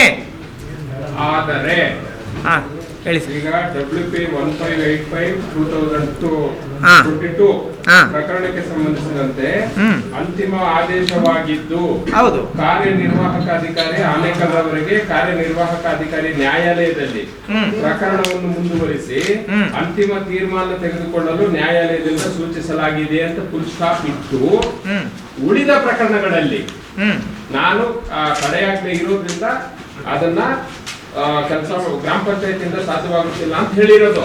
ಹೌದು, ನಾಟ್ 1585 ಅಲ್ಲ. ನೀವು ಒಂದು ನಿಮಿಷ ಅಣ್ಣ, ನೀವು ದಯವಿಟ್ಟು ಸ್ವಲ್ಪ ಯೋಚನೆ ಮಾಡಿ. ನಾವು ಅವತ್ತು ಹೋರಾಟ ಮಾಡಿದಾಗ ನಿಮ್ಮ ಹತ್ರನೇ ವಿಡಿಯೋಸ್ ಐತೆ. 1585 ಕೇಸದ್ದು ಮಾತ್ರನೇ ಹೋರಾಟ ಮಾಡಿರೋದು. ಇವತ್ತು ನಾನು ಮಾತಾಡ್ತಾ ಇರೋದು ಕೂಡ 1585 ಕೇಸದ್ದು ಮಾತ್ರನೇ. ಇವತ್ತು ಆದೇಶ ಆಗಿರೋಂಥದ್ದು ಕೂಡ ಇಒ ಕೋರ್ಟಲ್ಲಿ ಆದೇಶ ಆಗಿರೋಂಥದ್ದು ಕೂಡ 1585 ಕೇಸದ್ದು ಮಾತ್ರನೇ. ಹೌದು. ಈ ನೋಟಿಸ್ ಏನಿದೆ ಕಲ್ಲುಬಾಳು ಗ್ರಾಮ ಪಂಚಾಯತಿ ಕಾರ್ಯಾಲಯದಿಂದ ಕಾರ್ಯನಿರ್ವಾಹಕ ಅಧಿಕಾರಿಗಳು. ಒಂದು ನಿಮಿಷ ಅಣ್ಣ, ಒಂದು ನಿಮಿಷ, ಆರಾಮಾಗಿ. ಇವರು ಏನಂತ ಕೊಡ್ತಾರೆ? ಅಕ್ರಮ ಕಟ್ಟಡಗಳಾಗಿರೋದ್ರಿಂದ ಇದನ್ನ ತೆರವು ಮಾಡಿ ಅಂತ ಹೇಳ್ಬಿಟ್ಟು ಇಒ ಅವರು ಆದೇಶ ಮಾಡ್ತಾರೆ. ಇಲ್ಲ ಐತೆ ನೋಡೋಣ, ಅವ್ರು ನಿನ್ನೆ ಕೊಟ್ಟಿರೋ ಅಂತ ಆದೇಶದ ಕಾಪಿಯಲ್ಲೇ ಐತೆ. ನೀವು ರಿಕ್ವೆಸ್ಟ್ ಮಾಡ್ತೀರಾ ನಿಸರ್ಗ BLN ಬರವಣಿಗೆಯಲ್ಲಿರುವ CA ಮತ್ತು ಉದ್ಯಾನವನಗಳಲ್ಲಿ ಅಕ್ರಮ ಕಟ್ಟಡಗಳು ನಿರ್ಮಿಸಿದ್ದು ಸದರಿ ಅನಧಿಕೃತ ಕಟ್ಟಡಗಳನ್ನ ತೆರವುಗೊಳಿಸಲು ನೀವು ರಿಕ್ವೆಸ್ಟ್ ಮಾಡ್ತೀರಾ? ನಿಮ್ಮ ಕಂಟೆಂಟ್ ಏನಿದೆ ಸೊ ಅದನ್ನ ಅವರು ನೀವು PDO ಬರೀತಾರೆ. ಈ ರೀತಿ ತೆರವುಗೊಳಿಸಬೇಕು ಅಂತ ಒಂದು ರಿಕ್ವೆಷನ್ ಬಂದಿದೆ, ಅದರ ಪೂರ್ವಪರ ಪರಿಶೀಲನೆ ಮಾಡಿ, ದಾಖಲೆಗಳನ್ನ ಪರಿಶೀಲನೆ ಮಾಡಿ ಒಂದು ವರದಿ ಕೊಡಿ ಅಂತ. ನೀವು ಎಲ್ಲೂ ಕೂಡ ಇಷ್ಟೊತ್ತು ಕ್ಲಾರಿಫೈ ಮಾಡಿದೆ, ಚೆಕ್ ಮಾಡಿದೆ, ನೀವು ಹೇಳಿದ್ರು ಎಲ್ಲೂ ಕೂಡ ಆದೇಶ ಮಾಡಲಿಲ್ಲ. ಯಾಕೆಂದ್ರೆ ಈಗ ನೀವು ಹೇಳಿದ್ರು 1585 ಏನಿದೆ ಅದು ರಿಪಿಟಿಷನ್ ಹೈಕೋರ್ಟ್ ಅಲ್ಲಿ ಡೈರೆಕ್ಷನ್ ಕೊಟ್ಟಿದ್ದಾರೆ ಇಒ ಅವರಿಗೆ, ನಿಮ್ಮ ಹಂತದಲ್ಲಿ ಪರಿಶೀಲನೆ ಮಾಡಿ ಕ್ರಮ ಕೈಗೊಳ್ಳಿ ಅಂತ. ಸೊ ಆ ಆಧಾರದ ಮೇಲೆ ನೀವು ಒಂದು ಮನವಿಯನ್ನ ಕೊಡ್ತೀರಾ. ಈ ರೀತಿ ಏನ್ ಸದಾನಂದ ಅವರು ಹಿಂದೆ ಹೋರಾಟ ಮಾಡ್ಕೊಂಡು ಬಂದ್ರು, ಅಕ್ರಮ ಅಂತ ಹೇಳ್ತಾ ಇದ್ದಾರೆ, ಅನ್ಯಾಯ ಆಗಿದೆ, ಅಲ್ಲಿ ಯಾರು TSI ತಗೊಂಡಿದ್ದಾರೆ. ಸೊ ಅದು ಸಂಬಂಧಪಟ್ಟಾಗೆ ಜೊತೆಗೆ ನಿಮ್ಮ ದೂರನ್ನ ಪರಿಗಣಿಸಿ ಕ್ರಮ ವಹಿಸಿ ಅಂತ ವಾಸ್ತವಾಂಶ ಅವ್ರು ಹೇಳಿದ್ದಾರೆ. PDO ಸ್ಪಷ್ಟವಾಗಿ ಹೇಳ್ತಾರೆ ಯಾವ ಕೇಸಲ್ಲಿ ಸ್ಟೇ ಇದೆ. ಈಗ 1585 ಸ್ಟೇ ಇಲ್ಲ, ಹೈಕೋರ್ಟ್ ಇಂದ ಇಒಗೆ ಡೈರೆಕ್ಷನ್ ಕೊಟ್ಟಿದ್ದಾರೆ. ಅವರು ಕ್ಲಾರಿಫಿಕೇಶನ್ ಕೇಳಿದ್ದಾರೆ PDO ಅವರಿಗೆ, ಎಲ್ಲೂ ಕೂಡ ಡೆಮಾಲಿಷ್ ಮಾಡಿ ಅಂತ ಆದೇಶ ಮಾಡಲಿಲ್ಲ. ಆಮೇಲೆ ಈಗ ನಿಮಗೂ ಮಾಹಿತಿ ಇರ್ತದೆ, 2008ರಿಂದ ಹಿಂದೆ ಏನು ನಿಸರ್ಗ ಬಡಾವಣೆ ಆಗಿದೆ, ಯಾವುದು ಕೂಡ ಪರಿತ್ಯಾಜ್ಯ ಪತ್ರ ಆಗ್ಲಿಲ್ಲ, ಆಗಿರುವಂತೆಲ್ಲ ವಜಾ ಆಗಿದೆ. ವಜಾ ಆದ್ಮೇಲೆ ಗ್ರಾಮ ಪಂಚಾಯತ್ಗೆ ಏನ್ ಪವರ್ ಇರ್ತದೆ? ಒಂದ್ ನಿಮಿಷ ಸರ್, ಅಂದ್ರೆ ರದ್ದುಪಡಿಸಿದ್ದಾರೆ. ಒಂದ್ ನಿಮಿಷ ಸರ್. ಏನ್ ರದ್ದುಪಡಿಸಿದ್ದಾರೆ? ಈಗ BMRD ಇರ್ಬೋದು, AD ಇರ್ಬೋದು, 2000 ಹಿಂದೆ ಆಗಿರ್ತಕ್ಕಂಥ ಒಂದೇ ಒಂದು ಪರಿತ್ಯಾಜ್ಯ ಪತ್ರ ಇದ್ರೆ ಕೊಡಿ. ಪರಿತ್ಯಾಜನ ಪತ್ರ ಅನ್ನೋದಕ್ಕಿಂತ ಒಂದು ನಿಮಿಷ ಹೇಳ್ಬಿಡ್ತೀನಿ. ಇವ್ರ ಮೇಲೆ ಈಗ BMRD ಆಕ್ಟ್ ಏನ್ ಹೇಳ್ತದೆ, ಪರಿತ್ಯಾಜ್ಯ ಪತ್ರ ಆಗಿದ್ರೆ ಮಾತ್ರ ಹೌದು ಸರ್ಕಾರಿ CSIT ಇರ್ಬೋದು, ನಿವೇಶನ ಇರ್ಬೋದು, ರಸ್ತೆ ಇರ್ಬೋದು, ಗ್ರಾಮ ಪಂಚಾಯತ್ ವ್ಯಾಪ್ತಿಗೆ ಬರ್ತದೆ. ಹೌದು, ಪರಿತ್ಯಾಜ್ಯ ಪತ್ರನೇ ಆಗ್ಲಿಲ್ಲ, ಗ್ರಾಮ ಪಂಚಾಯತ್ PDO ಫಾರ್ಮ್ ಅದನ್ನ ಆಕ್ಷನ್ ಮಾಡೋ ಪವರ್ ಏನಿದೆ? ಇಒ ಏನಿದೆ ಸರ್? ಒಂದ್ ನಿಮಿಷ ಸರ್. ಈಗ ಬಿಫೋರ್ 2008 ಆಫ್ಟರ್ 2008 ಅಂತ ಇರೋದು ನಿಸರ್ಗದಲ್ಲಿ ನಾವು ಕ್ರಾಸ್ ಚೆಕ್ ಮಾಡ್ಕೊಂಡಾಗೆ 2008ರಿಂದ ಏನ್ ಬಡಾವಣೆ ಆಗಿದೆ ಸುಮಾರು ಒಂದು 100 ಎಕರೆ ಇರ್ಬೋದು ಅನ್ಕೊಳ್ಳಿ. ಸೊ ಅದ್ರಲ್ಲಿ ಇರ್ತಕ್ಕಂಥ CSIT ಅನ್ನ ನೀವೇ ಯಾರು ಸಂಬಂಧಪಟ್ಟವರು, BDA ಇದೆ, BMRD ಇದೆ, ADA ಇದೆ, EO ಇದ್ದಾರೆ, PDO ಇದ್ದಾರೆ, ತಹಶೀಲ್ದಾರ್ ಇದ್ದಾರೆ, ಎಲ್ರಿಗೂ ಒಂದು ಅರ್ಜಿ ಬರೀರಿ. ಅವ್ರೇನಾದ್ರೂ CSIT ಅನ್ನ ಗುರ್ಸ್ಬಿಟ್ರೆ, ಯಾಕೆ ಅಂತಂದ್ರೆ ಅವ್ರು ಗುರ್ಸ್ಬೇಕಾದ್ರೆ ಪ್ಲಾನ್ ಇರ್ಬೇಕಲ್ಲ. ಈಗ BMRD ಇಂದ ಒಂದು ಪ್ಲಾನ್ ಅಪ್ರೂವಲ್ ಆಗ್ಬೇಕಾದ್ರೆ ಏನ್ ಕೇಳ್ತಾರೆ? ಸರ್ಕಾರಿ ರಸ್ತೆ, ಕೆರೆ, ಕುಂಟೆ ಅಥವಾ ಏನಿದೆ ಸರ್ಕಾರಿ ಅಂತ ಪಾರ್ಕ್ ಇರ್ಬೋದು, CA ಇರ್ಬೋದು, ನಮ್ಗೆ ಬರ್ಕೊಡಿ ಅಂತ ಹೇಳ್ತಾರೆ. ಆಗ್ಬೇಕಲ್ವಾ? ಪರಿತ್ಯಾಜ್ಯ ಪತ್ರ ಆಗ್ಬೇಕು ತಾನೆ. ಆಗದೆ ಇದ್ದಾಗ CSIT ಅಂತ ಹೆಂಗೆ ನೀವು ಕ್ಲೈಮ್ ಮಾಡ್ತೀರಾ? ನಿಮ್ಗೆ ಬರ್ತೀನಿ ನೋಡಿ ಸರ್. ಈಗ ನಿಮ್ಮ ಕ್ವಶನ್ಗೆ ಒಂದೇ ಒಂದು ನಿಮಿಷ ಸರ್. ನಿಮ್ಮ ಕ್ವಶನ್ಗೆ ಆನ್ಸರ್ ಕೊಡ್ತೀನಿ. ನೀವೇನೇನು ದಾಖಲೆಗಳು ಕೇಳ್ತೀರೋ ಅದೆಲ್ಲ ನಾನು ಕೊಡ್ತೀನಿ. ಈಗ ಸದ್ಯಕ್ಕೆ ನಾನು ಒಂದೇ ಒಂದು ನಿಮಿಷ ಕೇಳಿ ಸರ್. ಈಗ ನಾನಿಲ್ಲಿ ಪ್ರೆಸ್ ಮೀಟ್ ಮಾಡ್ತಾ ಇರೋಂಥದ್ದು 1585 ಕೇಸಿಗೆ ಸಂಬಂಧಪಟ್ಟಿದೆ. ಒಂದೇ ಒಂದು ನಿಮಿಷ. 1585 ಕೇಸ್ದು 12 CSITs ಐತಿ. ಈಗ ಒಂದ್ ನಿಮಿಷ, ತುಂಬಾ ಸೂಕ್ಷ್ಮವಾಗಿ ನಾನು ಕೇಳಿಸ್ಕೊಂಡಿದ್ದೀನಿ. ಅವ್ರ ಕ್ವಶನ್ ರಿಪ್ಲೈ ಕೊಡ್ತೀನಿ. ಕೊಡ್ತೀರಣ್ಣ. ಈಗ ಒಂದ್ ನಿಮಿಷ ಅಣ್ಣ. 1585 ಕೇಸ್ದು 2021ರಲ್ಲಿ ಕೇಸ್ ದಾಖಲಾಗಿ ಆವಾಗಲೇ ಅದನ್ನೆಲ್ಲ ಪರಿಶೀಲನೆ ಮಾಡಿ ಇದೆಲ್ಲ CSITಸು ಅಂದರೆ ಅವ್ರ ಕಡೆಯಿಂದ ಪ್ಲ್ಯಾನ್ ಮಾಡಿ ಏನು ಮಾಡಿಕೊಟ್ಟಿದ್ದಾರೆ, ಆನೆಕಲ್ಲು ಯೋಜನಾ ಪ್ರಾಧಿಕಾರದಿಂದ ಏನು ಪ್ಲ್ಯಾನ್ ಮಾಡಿಕೊಟ್ಟಿದ್ದಾರೆ, ಇದೆಲ್ಲ CSITs 12 ಸೈಟ್ಸು. 1585 ಹೈಕೋರ್ಟಲ್ಲಿ ಲೈನ್ ಕೇಸ್ ಆಗ್ತೈತೆ. ಈ 12 ಸೈಟ್ಸು CSITs ಅಂತ ಹೇಳ್ಬಿಟ್ಟು ಆವಾಗಲೇ 2022ರಲ್ಲೇ EO ಅವರು ಇದನ್ನ ನಾವು ಪರಿಶೀಲನೆ ಮಾಡ್ತಾ ಇದ್ದೀವಿ, ಇಲ್ಲಿ ನೀವೇನು ಮಾಡಬಾರ್ದು ಅಂತ ಹೇಳ್ಬಿಟ್ಟು ಮಧ್ಯಂತರ ಆದೇಶ ಕೊಡ್ತಾರೆ. ಆಯ್ತು, ಕೊಡ್ತೀನಿ. ನಾನು ಇಷ್ಟೆಲ್ಲ ಮಾತಾಡ್ತಾ ಇದ್ದೀನಿ, ಅದು ಕೊಡ್ದಿರ ಇರ್ತೀನ. ಆ ಆದೇಶದ ಮೇಲೇ 1585 ಕೇಸು ಸ್ಟೇ ಆಗೋದು. ಅರ್ಥ ಆಯ್ತಲ್ಲಣ್ಣ? 12 ಸೈಟ್ಸ್ ಏನಿದೆ, 12 ಸೈಟ್ಸ್ಗೆ 2021-22ರಲ್ಲೇ EO ಅವರು ಆದೇಶ ಮಾಡ್ತಾರೆ, ಇದೆಲ್ಲ CSITs ಅಂತ. ಇದನ್ನು ನಾವು ಮಧ್ಯಂತರ ಆದೇಶನ ಕೊಟ್ಬಿಡ್ತಾರೆ ಆಗಲೇ. ಅದ್ರ ಮೇಲೆ ಈ ಆದೇಶ ತೊಗೊಂಬರೋದು ಕೋರ್ಟ್ಗೆ ಹೋಗ್ಬಿಟ್ಟು. ನೋಡಿ, ಇದು ತೊಗೊಂಬರೋದು EO ಅವರ ಆದೇಶದ ಮೇಲೆ. ಸರ್, EO ಅವರು ಯಾವುದೂ ಅಷ್ಟೇ ಇದು ಸರ್ಕಾರಿ ಜಮೀನು ಅಲ್ಲ ಅಂದಿದ್ರೆ ಮಧ್ಯಂತರ ಆದೇಶ ಕೊಡಲ್ಲ. ಸ್ವಲ್ಪ ಯೋಚನೆ ಮಾಡಿರಿ. ಆನೇಕಲ್ ಯೋಜನಾ ಪ್ರಾಧಿಕಾರದವ್ರನ್ನ ಪಾರ್ಟಿ ಮಾಡಿ, ಸದಾನಂದ ಪಾರ್ಟಿ ಮಾಡಿ, ಇವ್ರನ್ನೆಲ್ಲ ಪಾರ್ಟಿ ಮಾಡಿ ಹೈಕೋರ್ಟಲ್ಲೂ ಅವ್ರು ಹೋಗ್ಬಿಟ್ಟು ಸ್ಟೇ ವೇಕೆಂಟ್ ಮಾಡ್ಕೊಂಬರಲ್ಲ ಸರ್. ಇದರಲ್ಲಿ ನೀವು ಓದಿ ಸರ್. ಈ ಸ್ಟೇ ವೇಕೆಂಟ್ ಕಾಪಿಯಲ್ಲಿ ಎಲ್ಲರಿಗೂ ಕ್ಲಾರಿಫಿಕೇಷನ್ಸ್ ಪಕ್ಕಾ ಕೊಡ್ತೀನಿ. ನಾನು ಬಂದಿರೋಂಥದ್ದು 1585 ಕೇಸ್ ಮಾತಾಡೋಕ್ಕೆ ಬಂದಿರೋಂಥದ್ದು ಸ್ಟೇ ವೇಕೆಂಟ್ ಕಾಪಿ ಏನೈತೆ ಅದರಲ್ಲಿ ಅವ್ರು ಬರೆದಿದ್ದಾರೆ.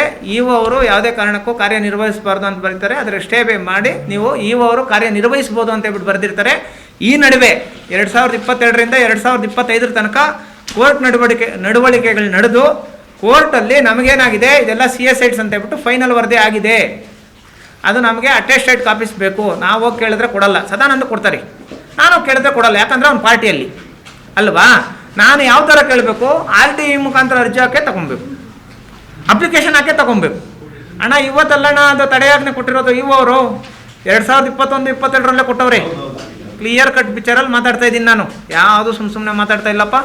ಈಗ ಒಂದು ಆದೇಶ ಅಂತ ಬಂದಾಗ, EO ಅವರು ಒಂದು ಆದೇಶ ಅಂತ ಬಂದಾಗ, ಸರ್ ನೀವು ಅನಧಿಕೃತ ಅಂತ ಹೇಳ್ಬಿಟ್ಟು ಪತ್ರ ಬರೆದುಬಿಟ್ಟಿದ್ದೀರಾ ನನಗೆ, ಇದನ್ನು ನಾನು ಪರಿಶೀಲನೆ ಮಾಡ್ತೀನಿ ಸರ್, ಸರ್ವೆ ಮಾಡಿಸ್ತೀನಿ.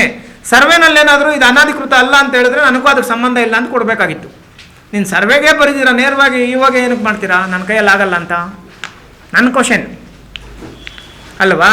ಇವರು ಒಂದೇ ಒಂದು ಬಿಲ್ಡಿಂಗ್ ಓಡಿಸೋದಕ್ಕೆ 8 ವರ್ಷ 10 ವರ್ಷ 9 ವರ್ಷ ಅಲ್ಲಿಂದ ಅರ್ಜಿಗಳು ಹಾಕೊಂಡು ಬರ್ತಾನೆ ಇದ್ದಾರೆ. ನಾವಲ್ಲಣ್ಣ, ಲೋಕಲಲ್ಲಿರೋಂಥ CS ಸೈಟ್ಗಳು ತಗೊಂಡಿರೋಂಥವ್ರು ಇವತ್ತು ಎಷ್ಟು ಜನ ಮನೆಗಳ ಹತ್ರ ಬರ್ತಾ ಇದ್ದಾರೆ ಗೊತ್ತಾ? ಅವ್ರನ್ನ ತೋರಿಸ್ಬಿಟ್ಟು ನಾನು ಒಂದು ವಿಡಿಯೋ ಮಾಡಿದ್ರೆ ಅವರು ಡಾಕ್ಯುಮೆಂಟ್ ಮೇಲೆ ಹೋಗಿ ಸ್ಟೇ ತಗೊಂಡ್ಬರ್ತೀನಿ. ಕಾಂತರಾಜ್ CS ಸೈಟಲ್ಲಿ ಪಾಪ ಅವ್ನಿಗೆ ಅನ್ಯಾಯ ಆಗೈತೆ ಅಂತೇಳ್ಬಿಟ್ಟು ನಾನು ಅವ್ನು ಕಾಂತರಾಜ್ ತೋರಿಸಿದ್ರೆ ಇದೇನು ಪರಿಶೀಲನೆ ಮಾಡಬಾರ್ದು ಅಂತೇಳ್ಬಿಟ್ಟು, ಅಂದರೆ ತನಿಖೆನೇ ನಡೆಸಬಾರ್ದು ಅಂತೇಳ್ಬಿಟ್ಟು ಸ್ಟೇ ತಗೊಂಡ್ಬರ್ತೀರಿ. ಕಾಂತರಾಜದು CS ಸೈಟೇ. ಇವಾಗ ಮೊನ್ನೆ ನಾನು ಯಾರು ಸುಳ್ಳು ಸರ್, ನಾನು ಹೇಳೋದು ಕೇಳಿ ಸರ್. ಕಾಂತರಾಜು ಅವತ್ತು ನಾನು ಪ್ರೆಸ್ ಮೀಟಲ್ಲಿ ಗಮನಿಸಿದೆ, ಅವ್ರು ಯಾರು ಕರೆಕ್ಟಾಗಿ ಹೇಳಿದ್ರು CS ಸೈಟ್ ಅಂತ ಹೇಳ್ಬಿಟ್ಟು. CS ಸೈಟ್ ಅಲ್ಲ ಅಂತೇಳ್ಬಿಟ್ಟು ಪಕ್ಕದಲ್ಲಿರೋರು ಹೇಳ್ಕೊಡ್ತವ್ರಿ. ಏನು ನೋಡಿ CS ಸೈಟು ಸರ್, ಒಂದು ನಿಮಿಷ ಕಾಂತರಾಜ್ಗೆ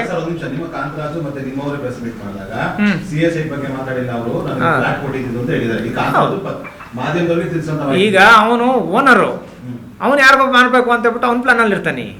ಅವನು ಯಾಕೆ CS ಸೈಟ್ ಅಂತ ಹೇಳ್ಬಿಟ್ಟು ಹೇಳ್ತಾನೆ? ಇವಾಗ ಕೇಳ್ರಿ ಹೇಳ್ತಾನೆ. ಈಗ ಕಾಂತರಾಜ್ ಏನು ಫ್ಲಾಟ್ ಅವನು, ಅದೇ ಫ್ಲಾಟಲ್ಲಿ EMI ಇರೋದು ಯಾರು? ಧನಲಕ್ಷ್ಮಿ ಮೊನ್ನೆ ಬಂದು ಕಂಪ್ಲೇಂಟ್ ಕೊಟ್ಟಿರೋರು, ಮೊನ್ನೆ ನಮ್ಮ ಹತ್ರ ಬಂದಿರೋರು.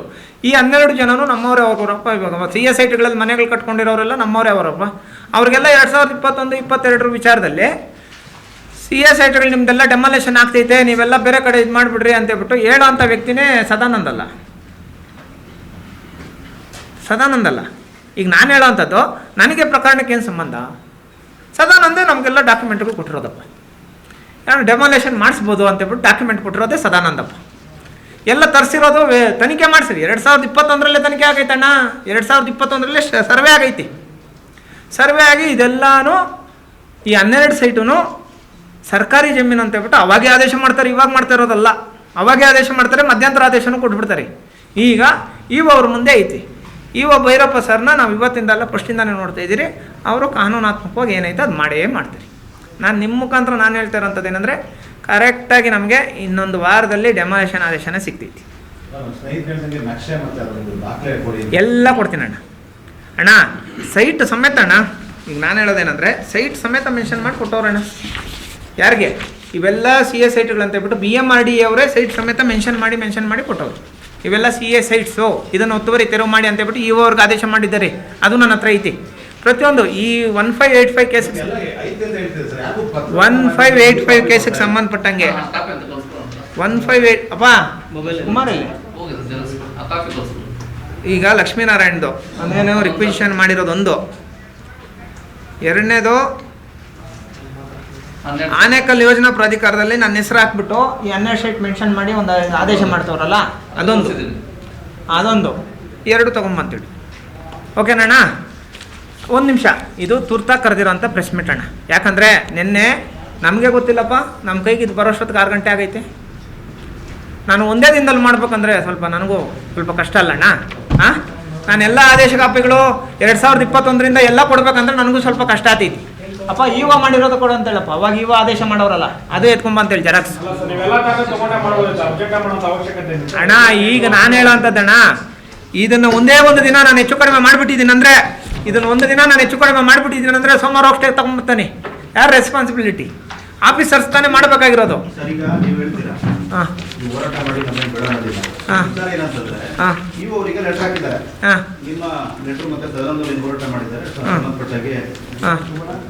ಪರಿಶೀಲನೆ ಮಾಡಿ ಏನು ವರದಿ ಕೊಡ್ತಾರೆ ಸ್ಪಷ್ಟವಾಗಿ ಹೇಳ್ಬಿಟ್ಟಿದ್ದಾರೆ. ಒಂದಷ್ಟೆಲ್ಲ ಎಕ್ಸ್ಪ್ಲೇಷನ್ ಎಲ್ಲ ಕೊಟ್ಟು ಯಾಕೆ ಏನು ಅನ್ನೋದು ಅವರು ಮೇಲಧಿಕಾರಿಗಳಿಗೆ ಮಾಹಿತಿಯನ್ನು ಕೊಡ್ತಾರೆ. ಈಗ ಯಾವುದೇ ನೀವು ಸ್ಪಷ್ಟ ಅಂತ ಇದ್ದೀರಲ್ಲ PDO ಅವ್ರದ್ದು, ಏನು ವಿಚಾರ ಅದು? ನೋಡಿ, ಅವರು ನಾನು ಓದ್ಬಿಡ್ತೀನಿ ನಿಮಗೆ. ಓದಿ. ಈಗ ವಿಚಾರ ಬರಲಿ. ಅವಾಗಲಿಂದ ಏನ್ ಪ್ರಶ್ನೆ ಕೇಳ್ತಾರೆ ಅದೇ ರಿಪೀಟ್ ಆಗ್ತದೆ. ಈಗ ರಿಪಿಟೇಷನ್ ಸಂಖ್ಯೆ 1585/2022 ಬಗ್ಗೆ ಮಾತ್ರ ಪತ್ರಿಕಾಗೋಷ್ಠಿ ಅಂತ ಹೇಳಿದ್ದೀವಿ. ಅದರ ಬಗ್ಗೆ PDO ಏನ್ ಹೇಳಿದ್ರೆ ಸ್ಪಷ್ಟವಾಗಿ ಬರ್ತಿದ್ದಾರೆ. ಸ್ಪಷ್ಟವಾಗಿ ಏನ್ ಬರ್ತಿದ್ದಾರೆ ಅಂತಂದ್ರೆ, ಇದು ಈ ರಿಪಿಟೇಷನ್ ಮಾತ್ರ ಸ್ಟೇ ಇಂದ ಹೊರತುಪಡಿಸಿ ಉಳಿದಂತ ಎಲ್ಲವೂ ಕೂಡ ತಡೆಯಾಜ್ಞೆ ಇದೆ. ನೀವ್ ಹೇಳ್ತಾ ಇರೋದೇನು, ಈ ರಿಪಿಟೇಷನ್ ಅಲ್ಲಿ ಇದನ್ನು ಕೂಡ ನಾವು ಮಾಡಕ್ ಬರಲ್ಲ ಅಂತ PDO ವರದಿ ಕೊಟ್ಟಿದ್ದಾರೆ ಅಂತ ಹೇಳ್ತಾ ಇದ್ದೀನಿ. ಹೌದು, ಇಷ್ಟೇ. ಹೌದು, ಅದೇನ ನಿಮ್ದು ಕ್ವಶನ್ ಹೇಳ್ರಣ್ಣ. ಬಟ್ ಇವ್ರು ಸ್ಪಷ್ಟವಾಗಿ ಬರ್ದಿದ್ದಾರೆ ರಿಪಿಟೇಷನ್ 1585 ಹೊರತುಪಡಿಸಿ ಉಳಿದೆಲ್ಲವೂ ಕೂಡ ತಡೆಯಾಜ್ಞೆ ಇದೆ. ಇದೊಂದ್ರಲ್ಲಿ ಮಾತ್ರ ಹ್ಮ್. ಆನರಬಲ್ ಹೈಕೋರ್ಟ್ ಏನ್ ಹೇಳ್ತದೆ ನೀವು ಅವರಿಗೆ ಡೈರೆಕ್ಟ್ ಮಾಡ್ತದೆ ಇದನ್ನ ಕೂಲಂಕುಷ ಪರಿಶೀಲನೆ ಮಾಡಿ ಕ್ರಮ ವಹಿಸಿ ಅಂತ ಹ್ಮ್. ಸೊ ಅವ್ರು ಆ ಬೇಸ್ ಮೇಲೆ PDO ಕಳಿಸಿದ್ದಾರೆ. PDO ಅವರು ಸ್ಪಷ್ಟವಾಗಿ ಹೇಳಿದ್ದಾರೆ ಈಗ ಸದ್ಯಕ್ಕೆ ಈ ಒಂದು ಪ್ರಕರಣ ಸಂಬಂಧಪಟ್ಟಾಗೆ ನಾವು ಕ್ರಮ ಕೈಗೊಳ್ಳಲಿಕ್ಕೆ ಸಾಧ್ಯ ಇಲ್ಲ ಅಂತ. ನಿಮ್ಮಿಬ್ಬರದು ಒಂದೇ ಕ್ವಶನ್. ಈ ಚೆಂಡು ಇಒ ಮುಂದೆ ಇದೆ, ಅವ್ರು ಏನ್ ಕ್ರಮ ತಗೊಳ್ಬೇಕು PDO ವರದಿ ಆದ್ಮೇಲೆ ಅಲ್ಲಿವರೆಗೂ ಕೊಡ್ಬೇಕು. ಯಾಕಂದ್ರೆ ಇದು ಬಂದಿರೋದು PDO ಇಂದ ನಿನ್ನೆ. ಸ್ವಲ್ಪ ಯೋಚನೆ ಮಾಡಿ. ಇವಾಗ ಹೇಳ್ತೀನಿ. ಈಗ ನಿಮ್ಮಿಬ್ಬರದು ಒಂದೇ ಕ್ವಶನ್ನು, ಅರ್ಥ ಆಯ್ತಣ್ಣ? ಇದು ಕ್ಲಾರಿಫಿಕೇಶನ್ ಕೊಡ್ತೀನಿ. ನಾನು ಹೇಳ್ತಾ ಇರೋಂಥದ್ದು ಈ WP 2W ಇದೇನೋ ಇನ್ನ 2-3 ಕೇಸ್ಗಳೆಲ್ಲ ಮೆನ್ಷನ್ ಮಾಡಿದಾರಲ್ಲ, ಇದಕ್ಕೆ ನನಗೆ ಸಂಬಂಧ ಇಲ್ಲ. ನನಗೆ ಈ ಅಪ್ಪ ಏನು ಮಾಡಿದ್ದಾನೆ, 1585 ಅಂತಿಮ ವರದಿ ಆಗಿದೆ, ಅಂತಿಮ ತೀರ್ಪಾಗಿದೆ ಅಂತ ಹೇಳ್ಬಿಟ್ಟು ಆ ಅಪ್ಪನೇ ಬರೆದಿದ್ದಾನೆ. 1585ಗೆ 12 ನಿವೇಶನಗಳಿಗೆ ಸಂಬಂಧಪಟ್ಟಂಗೆ ದಯವಿಟ್ಟು ನೀವೇ ಅನುಮೋದನೆ ಕೊಡಿ, ನಾನು ಇವತ್ತಷ್ಟೇ ಇದು ಸರ್ವೆಗೆ ಬರಿತಾ ಇದ್ದೀನಿ ಅಂತ ಹೇಳ್ಬಿಟ್ಟು ಮೆನ್ಷನ್ ಮಾಡಬೇಕಾಗಿತ್ತು. ಸರ್ ನೋಡಿ, PDO ಆಗ್ಲಿ ಇಒ ಆಗ್ಲಿ ಎಲ್ಲೂ ಕೂಡ 12 ನಿವೇಶನ ಅಂತ ಇಲ್ಲ, ಕೂಡ ಪ್ಲಾನ್ ಇಲ್ಲ. ನಾನೇ ಕೊಡ್ತೀನಿ, ಎಲ್ಲಿ ಕೂಡ ಮೆನ್ಷನ್ ಮಾಡಿ ನಾನೇ ಕೊಡ್ತೀನಿ. ಈಗಲೇ 2 ನಿಮಿಷದಲ್ಲಿ ಕೊಡ್ತೀನಿ. 150 CS ಸೈಟ್ ಅಲ್ಲಿ 12 CS ಸೈಟ್ ಯಾವುದು ಸರ್? ಸರ್, ಉತ್ಸಾಹ ಇಲ್ಲ, ಯಾರಿಗೂ ಮಾಹಿತಿ ಇಲ್ಲ ಸರ್. ಸೈಟು ಒಂದು ನಿಮಿಷ ತಿಳ್ಕೊಂಡಿದ್ದೀವಿ ಸರ್. ಈಗ 26 ಪ್ಲಾನ್ ಇದೆ ನಿಸರ್ಗ ಅವ್ರದ್ದು. ಯಾವ ಪ್ಲಾನ್ ಬರ್ತದೆ ಪ್ಲಾನ್ ಕೊಡ್ಬೇಕಲ್ಲ ಸರ್? ಇವಾಗ ಕೊಡ್ತೀನಲ್ಲ ಸರ್, ಇನ್ನೇನಕ್ಕೆ ಮಾತಾಡ್ತಾ ಇರೋದು ನಾನು ಇವಾಗ ಅದನ್ನ ಕೊಡೋದಕ್ಕೆ? ಈಗ ಒಂದೇ ಒಂದು ನಿಮಿಷ ಸರ್, ಒಂದೇ ಒಂದು ನಿಮಿಷ. 12 ಪ್ಲ್ಯಾನು, ಸೈಟ್ ನಂಬರು, ಇವ್ರು ಅಕ್ರಮ ಮಾಡಿದಾರಲ್ಲ ಖಾತೆ ನಂಬರು, ಪ್ರತಿಯೊಂದು ಕೊಡ್ತೀನಿ ನಿಮಗೆ. 12 ಸೈಟು 150, 160 ಈಗ ಬೇಡ ಅಣ್ಣ, 2 ನಿಮಿಷ. 150, 160 ಈಗ ಬೇಡ, 150, 160 ಬೇಡ. 12 ಸೈಟ್ ನಂಬರು, ಖಾತೆ ನಂಬರು, ಯಾವ್ಯಾವ ಪ್ರಾಪರ್ಟಿಗಳನ್ನೋದು ಕೂಡ ಇವಾಗ ಕೊಟ್ಬಿಡ್ತೀನಿ ನಿಮಗೆ. ಸ್ವಲ್ಪ ಯೋಚನೆ ಮಾಡಿ ಸರ್ ದಯವಿಟ್ಟು. ನಾನು ಹೇಳೋದನ್ನ ಸ್ವಲ್ಪ ಥಿಂಕ್ ಮಾಡಿ. ನಾನು ಹೇಳೋದು ಒಂದೇ ಮಾತೇನು ಗೊತ್ತಾ, ಈ 12 ಸೈಟ್ಗಳಿಗೆ ಈ ಕೂಡಲೇ ಸರ್ವೆ ನಡೆಸಿ ವರದಿ ಕೊಡಿ ಅಂತ ಹೇಳ್ಬಿಟ್ಟು ಬರೀಬೇಕಾಗಿತ್ತು. ಸಾಧ್ಯವಿಲ್ಲ ಅಂತ ಹೇಳ್ಬಿಟ್ಟು ಬರೆಯುವಂಥದ್ದು ಸರ್ಕಾರಿ ಅಧಿಕಾರಿ ಕೆಲಸ ಅಲ್ಲ. ಸ್ವಲ್ಪ ಥಿಂಕ್ ಮಾಡಿ. ಆ ಪ್ರಕರಣದಲ್ಲಿ ಮಾತ್ರ ಸೂಚಿಸಲಾಗಿದೆ ಅಂತ ಮಾತ್ರ ಬರೆದು ಫುಲ್ ಸ್ಟಾಪ್ ಇಡ್ತಾರೆ. ಅಲ್ಲಿಗೆ ಇದು ಯಾರ ಅಂಗಡದಲ್ಲಿದೆ, ಇಒ ಅಂಗಡದಲ್ಲಿದೆ. ಉಳಿದಂತ ಇನ್ನೆಲ್ಲಾ ಪ್ರಕರಣಗಳು ನೀವು ಏನ್ ಮಾತಾಡ್ತಿಲ್ಲ, ಅವರು ಏನ್ ಹೇಳ್ತಿದ್ರೆ ಅವೆಲ್ಲ ತಡೆಯಾಗ್ಬೇಕು. ಅದನ್ನ ನಾವು ಮಾಡಲ್ಲ ಅಂತ ಮೆನ್ಷನ್ ಮಾಡಿರೋದು. ಅದೇ ನಾವ್ ಹೇಳ್ತಾ ಇರೋಂಥದ್ದು ಸರ್. 1585 ಕೇಸ್, ಒಂದು ನಿಮಿಷ. 1585 ಕೇಸು ಸರ್ವೆ ಮಾಡಿಸ್ತೀನಿ ಇವತ್ತೇ, ಸರ್ವೆಗೆ ಪತ್ರ ಬರೀತೀನಿ ಅಂತ ಹೇಳ್ಬಿಟ್ಟು ಬರೆದ್ಬಿಟ್ಟಿದ್ರೆ ಅಲ್ಲ, ಅದನ್ನ ಹೇಳಿದ್ರೆ ಬರೀಬೋದಿತ್ತಲ್ಲ ಲೆಟರ್ ಅವರು ಇಒ ಬರೀಬೋದಾಗಿತ್ತಲ್ಲ. ಸರ್ವೆ ಮಾಡಿ ಹೌದಣ್ಣ. ಅಣ್ಣ ಒಂದೇ ಒಂದು ನಿಮಿಷ, ಒಂದೇ ಒಂದು ನಿಮಿಷ ಅಣ್ಣ. ಯಾಕೆಂದ್ರೆ ಸರ್ PDO ಅಂಡರಲ್ಲಿ ಸರ್ವೆ ಇರೋದಿಲ್ಲ, ತಹಶೀಲ್ದಾರ್ಗೆ ಬರೀಬೋದಿತ್ತು. ಯಾರಿಗೆ? ಇಒ ತಹಶೀಲ್ದಾರ್ ಬರೀಬೋದಿತ್ತಲ್ಲ. ಲೋಕಲ್ ಬಾಡಿ ಯಾರಣ್ಣ? ಲೋಕಲ್ ಬಾಡಿ PDO ಆದ್ರೂ ಕೂಡ ಸರ್ವೆ ಮಾಡಕ್ಕೆ ಅವರಲ್ಲಿ ಯಾವ ಅಲ್ಲಣ್ಣ. ಈಗ ನಾನೊಂದು ಮಾತು ಹೇಳೋದು, ನೀವೇನು ಹೇಳ್ತಾ ಇದ್ದೀರಾ, ಪರಿತ್ಯಾಜ್ಯನ ಪತ್ರ ಅಂತ ಹೇಳ್ಬಿಟ್ಟು ಹೇಳ್ತಾ ಇದ್ದೀರಾ. ಒಂದು ಸರ್ವೆ ನಂಬರ್ ಜಾಗ ಗ್ರಾಮ ಪಂಚಾಯತಿ ವ್ಯಾಪ್ತಿಗೆ ಯಾವಾಗ ಬರುತ್ತೆ ಗೊತ್ತಾ? ಕನ್ವರ್ಷನ್ ಆಗಿದ ತಕ್ಷಣ ಬರ್ತೈತಿ. ಈಗ ನಾನೊಂದೊಂದು ಎಕ್ಸಾಂಪಲ್ ಕೊಟ್ಬಿಡ್ತೀನಿ ನಿಮಗೆ. ಕನ್ವರ್ಷನ್ ಆಗಿದ ತಕ್ಷಣ ಬರ್ತೈತಣ್ಣ. ಅಣ್ಣ ನಾನು ಹೇಳ್ತಾ ಇರೋಂಥದ್ದು ಸರ್ವೆ ನಂಬರ್ ಜಾಗ PDO ಅಂತ ಬರೋದು ಕನ್ವರ್ಷನ್ ಆಗಿದ ತಕ್ಷಣ ಅಂತ. ನಾನು CS ಸೈಟ್ಗಳು ಈ ವಿಚಾರಗಳು ನಿವೇಶನಗಳೆಲ್ಲ ಬೇರೆ ಮಾಡೋಂಥದ್ದು ಆನೇಕಲ್ ಯೋಜನಾ ಪ್ರಾಧಿಕಾರ. ಒಂದು ನಿಮಿಷ ಸರ್, ಪ್ರತಿಯೊಂದು ಸರ್, ನಾನು ಸುಮ್ಮನೆ ಇವತ್ತು ಬಂದು ನಿನ್ನೆ ಬಂದು ಇವತ್ತು ಹೋರಾಟ ಮಾಡ್ತಾ ಇರೋಂಥ ವ್ಯಕ್ತಿ ಅಲ್ಲ. 15 ವರ್ಷಗಳಿಂದ ಹೋರಾಟ ಮಾಡ್ಕೊಂಡು ಬಂದಿರೋ ಒಂದು ಸಂದೇಶ. 5061 ಎಕರೆ ಜಮೀನು ಬಿಡಿಸಿದ್ದೀನಿ ನಾನು, ವಿತ್ ಡಾಕ್ಯುಮೆಂಟ್ ಸಮೇತ. ಈಗ ನಾನೇ ನಿಮ್ಗೇನು ಕೊಡಬೇಕು, ಸೈಟ್ ನಂಬರ್ಗಳು ಕೊಡಬೇಕು ಅಷ್ಟೇ. ನಾನು ಯಾವ್ದ್ಯಾವುದು CS ಸೈಟ್ಗಳು, ಅದ್ರ ಪ್ಲ್ಯಾನ್ ಏನೋ, ಅದ್ರ ಕತೆ ಏನೋ, ಅದು ನಿಮ್ಗೆ ಬೇಕು. ಇವಾಗ ಕೊಡ್ತೀನಿ ತಗೊಳ್ಳಿ, ಈಗಲೇ ಕೊಡ್ತೀನಪ್ಪ. ಈಗ ನಾನು ತುರ್ತಾಗಲ್ಲ ಕರೆದಿರೋದು ಪ್ರೆಸ್ ಮೀಟು. ಸ್ವಲ್ಪ ಯೋಚನೆ ಮಾಡ್ಬೇಕು ಇದನ್ನ. ನಾನು ನಿನ್ನೆ ಸಂಬಂಧಪಟ್ಟಿದ್ದು ಡೆವಲಪ್ಮೆಂಟ್ಸ್ ಮಾತ್ರ ನಿಮ್ಮ ಹತ್ರ ಮಾತಾಡೋದಕ್ಕೆ ಮಾತ್ರನೇ ಇದನ್ನ ಕರೆಸಿರೋದು ಸರ್.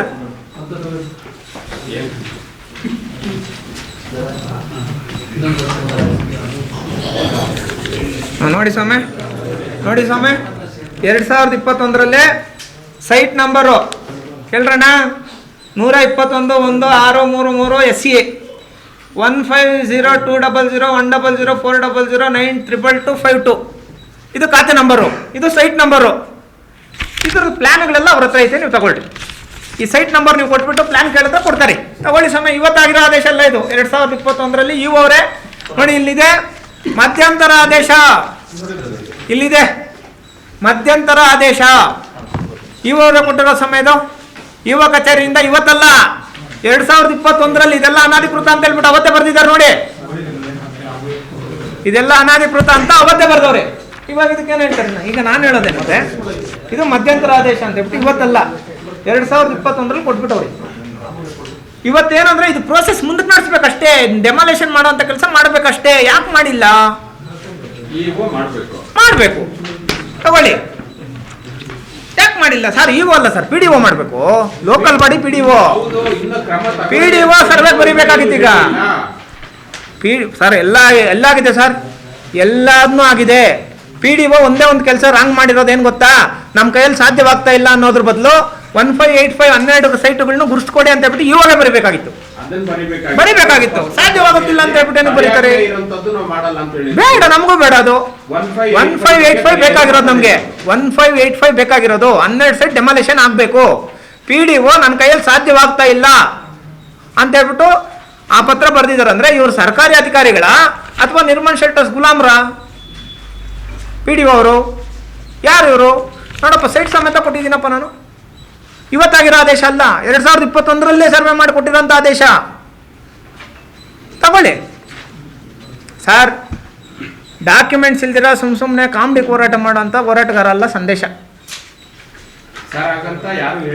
ಪ್ಲಾನ್ಸ್ ಒಂದ್ ನಿಮಿಷ ಸರ್, ನಿಮ್ಗೆಲ್ಲ ದಯವಿಟ್ಟು ನಿಮ್ಗೆ ಹೇಳ್ತಾ ಇಲ್ಲ, ನಾನು ಹೇಳ್ತಾ ಇರೋಂಥದ್ದು ನನ್ನ ವಿರುದ್ಧ ಆವತ್ತು ಸುಮ್ನೆ ದಾಖಲೆಗಳಿಲ್ದಿರ ಮಾತಾಡ್ತಾ ಇದ್ದಾನೆ ಸಂದೇಶ ಅಂತ ಹೇಳ್ಬಿಟ್ಟು ಯಾರು ಹೇಳಿದ್ರು ಅವ್ರಿಗೆ ಹೇಳ್ತಾ ಇರೋಂಥದ್ದು. ದಯವಿಟ್ಟು ಪ್ರೆಸ್ ಮೀಟ್ ಅಲ್ಲಿ ಪ್ಯೂರ್ ಹೇಳ್ತಾರೆ. ಪ್ರೆಸ್ ಮೀಟ್ ಅಣ್ಣ ಇರೋಣ, ನೀನು 4 ವರ್ಷ ನಿಮಿಷ ಅಣ್ಣ, 2 ವರ್ಷದಿಂದ ನಮ್ಮ ಪ್ರೆಸ್ ಮೀಟ್ ನಮ್ಮ ಸಿನಿಮಾದ್ ಮಾಡಿದಾಗ ನೀನೇ ಫಸ್ಟ್ ನ್ಯೂಸ್ ಮಾಡಿದ್, ನನಗೆ ಗೊತ್ತಿಲ್ಲ. ನೀವು ಈಗ ನಾನು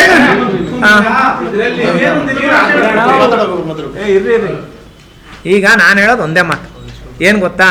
ನಾನು ಯಾವ ಮಾತು ಹೇಳಿದ್ದೀನಿ ಅಂದರೆ, ಆನೇಕಲ್ ತಾಲೂಕಿನಲ್ಲಿ ನನ್ನ ರಕ್ತ ಸಂಬಂಧಿಗಳು ನನ್ನ ಸಂಬಂಧಿಕರಿದ್ದಾರೆ ಅಂತ ಹೇಳಿರೋದು ನಿಜ. ನಾನು ಎಲ್ಲ ಲೀಡರ್ಸ್ ನನ್ನ ಮಾತು ಕೇಳ್ತಾನೆ. ನಾನೇನು ಹುಚ್ಚನ? ಎಲ್ಲಿ ಹೇಳಿದ್ದೀನಿ ನಾನು ಆ ಮಾತನ್ನ? ಎಲ್ಲಿ ಹೇಳಿದ್ದೀನಿ ನಾನು ಆ ಮಾತೇ ಹೇಳಿಲ್ಲ. ಏನಕ್ಕೆ ತಗೊಂಡ್ಬೇಕಣ್ಣ? ನಾನು ಒಬ್ಬ ಸ್ಟೇಟ್ ಪ್ರೆಸಿಡೆಂಟು. ನಾನು ಪ್ರತಿಯೊಂದು ಜಿಲ್ಲೆಯಲ್ಲಿ ಕೆಲಸ ಮಾಡಿದ್ದೀನಿ. ಪ್ರತಿಯೊಂದು ಜಿಲ್ಲೆಯಲ್ಲೂ ನಮ್ಮ ಸಂಘಟನೆಯವರು ಇದ್ದಾರೆ, ಇಲ್ಲಿದ್ದಾರೆ. ನಾನೇನು ಹೇಳ್ತೀನಿ, ನಾನು ಇವತ್ತು ಯಾವುದೋ ಒಬ್ಬರು ಫೋನ್ ಮಾಡಿ ನನಗೆ ವಿಚಾರ ಮುಟ್ಟಿಸಿದ್ರು. ಅಣ್ಣ ಪ್ರಾಣ ಹೋಗ್ತೈತೆ, ಅಣ್ಣ ಜೀವ ಹೋಗ್ತೈತೆ, ಸತ್ತೋಗ್ತಾ ಇದ್ದೀರಿ ಅಂತ ಹೇಳ್ಬಿಟ್ಟು ವಿಚಾರ ಮುಟ್ಟಿಸಿದ್ರು. ಇಮಿಡಿಯೇಟಾಗಿ ನಾನು ಅಲ್ಲಿ ಹೋಗ್ಬಿಟ್ಟು ಅವ್ರು ಪ್ರಾಣ ಉಳಿಸೋದು ನೋಡ್ಬೇಕಾ? 10 ಜನ ಲೀಡರ್ಗಳಿಗೆಲ್ಲ ಹೇಳ್ಕೊಂಡು ಎಲ್ಲ ಆದ್ಮೇಲೆ ಅವ್ನು ಸತ್ತೋದ್ಮೇಲೆ ಹೋಗ್ಬೇಕಾ?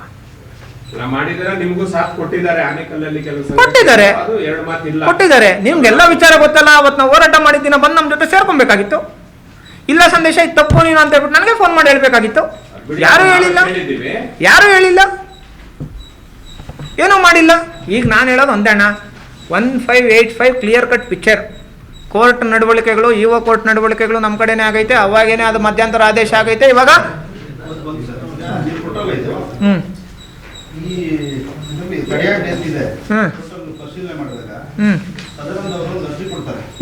ಅರ್ಜಿ ಅಲ್ಲ ಕೋರ್ಟೇ ಅದು. ಕೋರ್ಟ್ ಅದ್ರ ಮೇಲೆ ಕೋರ್ಟ್ ಹೋಗೋದು. ಕಲ್ಬುಳ ಗ್ರಾಮ ಪಂಚಾಯತ್ ಅಧ್ಯಕ್ಷರಿಂದ ನಿಸರ್ಗ ಬಡಾವಣೆಯನ್ನು ಲಕ್ಷ್ಮಣರವರು ಬಿಎಂಆರ್ಡಿಯಿಂದ ಅನುಮೋದನೆ ಪಡೆದು ಸೈಟ್ನಲ್ಲಿ ಪರಿವರ್ತಿಸಿ ಮಾರಾಟ ಮಾಡಿಬಿಡ್ತಾರೆ. ಆದರೆ ನಿಸರ್ಗ ಬಡಾವಣೆಯಲ್ಲಿ ಸರ್ಕಾರ ಸೇರಿದ ಸಿಎ ಮತ್ತು ಪಾರ್ಕ್ಗಳಿಗೆ ಸುಳ್ಳು ದಾಖಲೆ ನೀಡಿಸಿ ಏಕಾತ ಪಡೆದುಕೊಂಡು ಅಂಗಡಿ ಮಳಿಗೆಗಳು ಮತ್ತು ಸಾರ್ವಜನಿಕ ಮಾರಿರುತ್ತಾರೆ. ಆದ್ದರಿಂದ ಈ ಬಗ್ಗೆ ಪರಿಶೀಲಿಸಿ ಏಕಾತ ವಜಾ ಮಾಡಿ ಕೋರಿದ್ದು, ಈ ಬಗ್ಗೆ ಸದರಿ ದೂರಿನ ಬಗ್ಗೆ ವರದಿ ಸಲ್ಲಿಸಲು ಕಲ್ಗೊಳ್ಳ ಗ್ರಾಮ ಪಂಚಾಯತ್ ಸೂಚಿಸಲಾಗಿರ್ತದೆ. ಅವತ್ತಿನ ಇಒ ಅವತ್ತಿನ PDO ಲೆಟರ್ ಬರೀತಾರೆ, ಸದನದವರ ದೂರಿನ ಮೇಲೆ ಪ್ರಸ್ತಾವನೆ ಇರ್ತದೆ. ಆಮೇಲೆ ಗ್ರಾಮ ಪಂಚಾಯತ್ ಏನ್ ಮಾಡ್ತಾರೆ, ಬಾಡಿ ಮೀಟಿಂಗ್ ಮಾಡಿ ಒಂದು ರೆಸಲ್ಯೂಷನ್ ಪಾಸ್ ಮಾಡ್ತಾರೆ. ಇಲ್ಲಿ ನೋಡಿ ಏನಂತ, ಗ್ರಾಮ ಪಂಚಾಯತ್ ಸದಸ್ಯ ಸದನದವರು ಸಭೆಯಲ್ಲಿ ತಿಳಿಸಿದ್ದು ದಿನಾಂಕ 23/11/21ರಲ್ಲಿ ನಡೆದ ಸಾಮಾನ್ಯ ಸಭೆಯಲ್ಲಿ ಖಾತೆಗಳನ್ನು ವಜಾ ಮಾಡಲು ಮುಂದಿನ ಕ್ರಮಕ್ಕಾಗಿ ಕಾರ್ಯನಿರ್ವಹಣಾ ಅಧಿಕಾರಿಗಳಿಗೆ ಪತ್ರ ಬರೆಯುವ ತೀರ್ಮಾನ ಆಗಿರ್ತದೆ ಅಂದ್ರೆ ಬಾಡಿಯಲ್ಲಿ. ಸೊ ಅದಾದ್ಮೇಲೆ ಪಂಚಾಯತಿ PDO ಏನ್ ಬಾಡಿಯಲ್ಲಿ ನಿರ್ಣಯ ಆಗ್ತದೆ ಅದನ್ನ ಇಒ ಕಳಿಸಿರ್ತಾರೆ. ಸೊ ಅದಕ್ಕೆ ಇಒ ಏನ್ ಮಾಡ್ತಾರೆ, ತಡೆಯಾಜ್ಞೆ ಕೊಟ್ಟಿದ್ದಾರೆ ಅಂತಿದೆ. ಮಧ್ಯಂತರ ಆದೇಶ ಓದ್ಬಿಡ್ತೀನಿ. ಬೆಂಗಳೂರು ನಗರ ಜಿಲ್ಲೆ ಆನೇಕಲ್ ತಾಲೂಕು ಜಿಗ್ನ ಹೋಬಳಿ ಕಲ್ಬಾಳು ಗ್ರಾಮ ಪಂಚಾಯತ್ ವ್ಯಾಪ್ತಿಯ ನಿರ್ಮಾಣ ಬಡಾವಣೆಯಲ್ಲಿ ಬಿಎಂಆರ್ಡಿಯಿಂದ ಅನುಮೋದನೆ ಪಡೆದಿದ್ದು ಈ ಬಡಾವಣೆಯ ಸಿಎಂ ಮತ್ತು ಬಾರ್ಜಗಳಿಗೆ ನಿಯಮ ಬಾಹಿರವಾಗಿ ಕಲ್ಬಾಳು ಗ್ರಾಮ ಪಂಚಾಯತಿಯಿಂದ ನೀಡಿರುವ ಈ ಕೆಳಕಂಡ ಖಾತೆ ಸ್ವತ್ತುಗಳಿಗೆ ಕರ್ನಾಟಕ ಪಂಚಾಯತ್ ರಾಜ್ ಅಧಿನಿಯಮ 93 ನಿಯಮ 269/1 ಅಡಿ ಅಧಿಕಾರ ಚಲಾಯಿಸಿ ಮುಂದಿನ ಆದೇಶದವರೆಗೆ ತಡೆಯಾಜ್ಞೆ ನೀಡಿದ್ದೇನೆ. ಅಂದ್ರೆ ಖಾತಾ ವಜಾ ಮಾಡೋದಕ್ಕೆ ತಡೆಯಾಜ್ಞೆ ನೀಡಿದ್ದಾರೆ. ಅಷ್ಟೇನಾ? ಅಲ್ಲ ಇದು ನೀವು ಅಲ್ಲಲ್ಲ, ಕ್ವಶನ್ ಅಷ್ಟೇನಾ ಅಂತ ಕೇಳ್ತಾ ಇರೋದು. ಇನ್ನ ಏನೋ ಕೇಳಂಗಿದೆ? ಅಲ್ಲ ಇದರಲ್ಲಿರೋದು ನಾನು ಕೇಳ್ತೇನೆ. Okay, super. ಈಗ ಅವತ್ತು ಪಂಚಾಯತಿ ಬಾಡಿ ತೀರ್ಮಾನ ತಗೊಳ್ತೈತಿ ಸದಾನಂದ್ ಕೊಟ್ಟಿರೋಂಥ ಅರ್ಜಿಯಲ್ಲಿ. ಎಸ್ ಸರ್, ಹೌದು. ಸರ್ವೆ ನಡೆಯುತ್ತೆ. ಸರ್ವೆ ನಡೆದು ಈ ಜಾಗಗಳೆಲ್ಲ ಪಾರ್ಕು ಮತ್ತು CA ಸೈಟ್ಗಳಿಗೆ ಸಂಬಂಧಪಟ್ಟಂಗೆ ಅಂತ ಹೇಳ್ಬಿಟ್ಟು ತೀರ್ಮಾನ ಆದಮೇಲೆ ಮಧ್ಯಂತರ ಆದೇಶ ಕೊಡೋದು. ಅಲ್ಲ ಅದೇ ಅವ್ರು ಅರೇಂಜ್ ಮಾಡಿದ್ರೆ ಅದಕ್ಕೆ ಸ್ಟೇ ಕೊಟ್ಟಿದ್ದಾರೆ. ಯಾರು? ಇವರು ಸ್ಟೇ ಏನು ಕೊಡ್ತಾರೆ ಅಂದರೆ, ಇದೆಲ್ಲ CA ಸೈಟ್ಗಳು, ನೀವು ಯಾರು ಮನೆ ಕಟ್ಟಬೇಡ್ರಿ, ನಿಮ್ಮ ಖಾತೆ ವಜಾ ಆಗುತ್ತೆ ಅಂತ. ಇಲ್ಲಿ ಮನೆ ಅಲ್ಲ, ಕೆಲಸ ಏನು ನಡಿಬಾರ್ದು ಅಂತ. ಸದಾನಂದ ಅವರು ವಜಾ ಮಾಡಿ ಅಂತಾರೆ ಖಾತಾನ. ಆ ಬೇಸ್ ಮೇಲೆ ಅವರು ನೋಡಿ ಈ ಒಂದು ನಮಗೆ ದೂರ ಬಂದಿದೆ. PDO ಅವರು ತಾವು ಪರಿಶೀಲನೆ ಮಾಡಿ ನನಗೆ ವರದಿ ಕೊಡಿ ಅಂತಾರೆ. PDO ಏನ್ ಮಾಡ್ತಾನೆ, ಬಾಡಿಲಿ ಇರ್ತಾನೆ. ಸದಾನಂದ ಅವರು ನಮಗೆ ಒಂದು ದೂರ ಕೊಟ್ಟಿದ್ದಾರೆ, ಅದು ನೀವು ಒಂದು ನಮ್ಗೆ ಆದೇಶ ಬಂದಿದೆ. ಏನ್ ಮಾಡ್ಬೇಕು ಅಂದಾಗ ಬಾಡಿ ಏನ್ ಮಾಡ್ತದೆ, ಇಲ್ಲಿದೆ ನೋಡಿ ಸ್ಪಷ್ಟವಾಗಿ ಹೇಳಿದ್ದಾರೆ. ವಜಾ ಮಾಡಿ ಅಂತಾನೆ ಬಾಡಿ ರಿಲ್ಯೂಷನ್ ಪಾಸ್ ಮಾಡುತ್ತೆ ಅಲ್ವಾ? ಇವಾಗ ಕಳಿಸ್ಕೊಡ್ತಾರೆ ಅಲ್ವಾ? ಏನ್ ಮಾಡ್ತಾರೆ, ಆಕ್ಷನ್ ಮಾಡಲ್ಲ. ಅದನ್ನ ನಾನು ಹೇಳ್ತಾ ಇರೋದು. ಏನಕ್ಕೆ ಸ್ಟೇ ಕೊಡ್ತಾನೆ ಗೊತ್ತಾ? ಈ 12 ಸೈಟ್ಗಳವರು ಹೋಗ್ಬಿಟ್ಟು ಈ ಸೈಟ್ಗಳನ್ನ ನಮಗೆ ಅಕ್ರಮವಾಗಿ ಬೇರೆ ಥರ ಮಾಡಿದ್ದಾರೆ ಅಂತ ಹೇಳ್ಬಿಟ್ಟು ಇದು ಕೊಟ್ಟಾಗ ನಾವು ಇದರಲ್ಲಿ ಮನೆ ಕಟ್ಕೊಳ್ಳೋದಕ್ಕೆ ಇದಕ್ಕೆ ಅವಕಾಶ ಬಂದಾಗ ಅಕ್ರಮ ಖಾತೆ ಮಾಡಿದ್ದಾರೆ, ನಮಗೆ ಅನ್ಯಾಯವಾಗಿ ಮಾರಿದ್ದಾರೆ. ಈಗ ನೋಡಿ ಸರ್, 12 ಸೈಟ್ ಹೊಡಿತಾರೆ. ಈ 12 ಸೈಟುಗಳು ನೋಡಿ ಸ್ವಾಮಿ, ಎಲ್ಲ ಐತೆ ಅಣ್ಣ. ಒಂದು ನಿಮಿಷ ಅಣ್ಣ, ಒಂದೇ ಒಂದು ಕೋರ್ಟಲ್ಲಿ, EO ಕೋರ್ಟಲ್ಲಿ, DC ಕೋರ್ಟಲ್ಲಿ, ಎಲ್ಲ ಕೋರ್ಟಲ್ಲಿನೂ ಸರ್ಕಾರಿ ಅಂತಿಲ್ಲ ಅಂದರೆ ಸ್ಟೇ ಕೊಡಲ್ಲ. ಸ್ಟೇ ಏನು ಕೊಟ್ರಂದರೆ ಅಲ್ಲಿ ಫುಲ್ಲು ಫಾಸ್ಟಾಗಿ ಕಾಮಗಾರಿ ನಡೀತಾರೆ, ಕೆಲಸಗಳು ನಡೀತಾ ಇರ್ತೈತಿ. ಅದು ನೀವು ಕೂಡಲೇ ಸ್ಟಾಪ್ ಮಾಡಬೇಕು ಅಂತ ಕೊಡೋದು. ಖಾತೆ ವಜಾ ಮಾಡ್ಬೇಕಂದ್ರೆ ಪರಿಶೀಲನೆ ಮಾಡ್ಬೇಕಲ್ಲ. ಆ ಪರಿಶೀಲನೆಗಳು ಮಾಡಬಾರ್ದು, ಏನು ಮಾಡಬಾರ್ದು. ಇದನ್ನು ಹಿಂಗೆ ಹೋಲ್ಡ್ ಮಾಡಿ ಇಕ್ಬೇಕು ಅಂತ ಹೇಳ್ಬಿಟ್ಟು ಸ್ಟೇ ತೊಗೊಂಬರೋದು ಹೈಕೋರ್ಟಿಂದ. ಇವಾಗ ಏನು ಮಾಡ್ತಾರೆ, ಪರಿಶೀಲನೆ ಮಾಡ್ತಾರೆ, ಕೋರ್ಟ್ ಪ್ರೊಸೀಡಿಂಗ್ಸ್ ನಡೀತೈತೆ, ಎಲ್ಲ ಕಂಪ್ಲೀಟ್ ಆಗ್ತೈತೆ. ನಮ್ಮ ಹಳೆ EO ಮಂಜುನಾಥ್ ಸರ್ ಅವ್ರು ಏನಿದ್ದಾರೆ, ಅವರು ಆದೇಶ ಮಾಡ್ತಾರೆ, ಇದೆಲ್ಲ ಸರ್ಕಾರಿ ಜಮೀನು ಒತ್ತುವರಿ ತೆರವು ಮಾಡಿ ಅಂತ. ಆ ಆದೇಶದ ಕಾಪಿಗೆ ನಾವು ಇದ್ರ ಮುಖಾಂತರ RTI ಮುಖಾಂತರ ಅರ್ಜಿ ಹಾಕಿದ್ದೀವಿ. ಸರ್ಟಿಫೈಡ್ ಕಾಪಿಗಳು ತೊಗೊಂಡು ನಿಮಗೆಲ್ಲ ಕೊಡ್ತೀನಿ.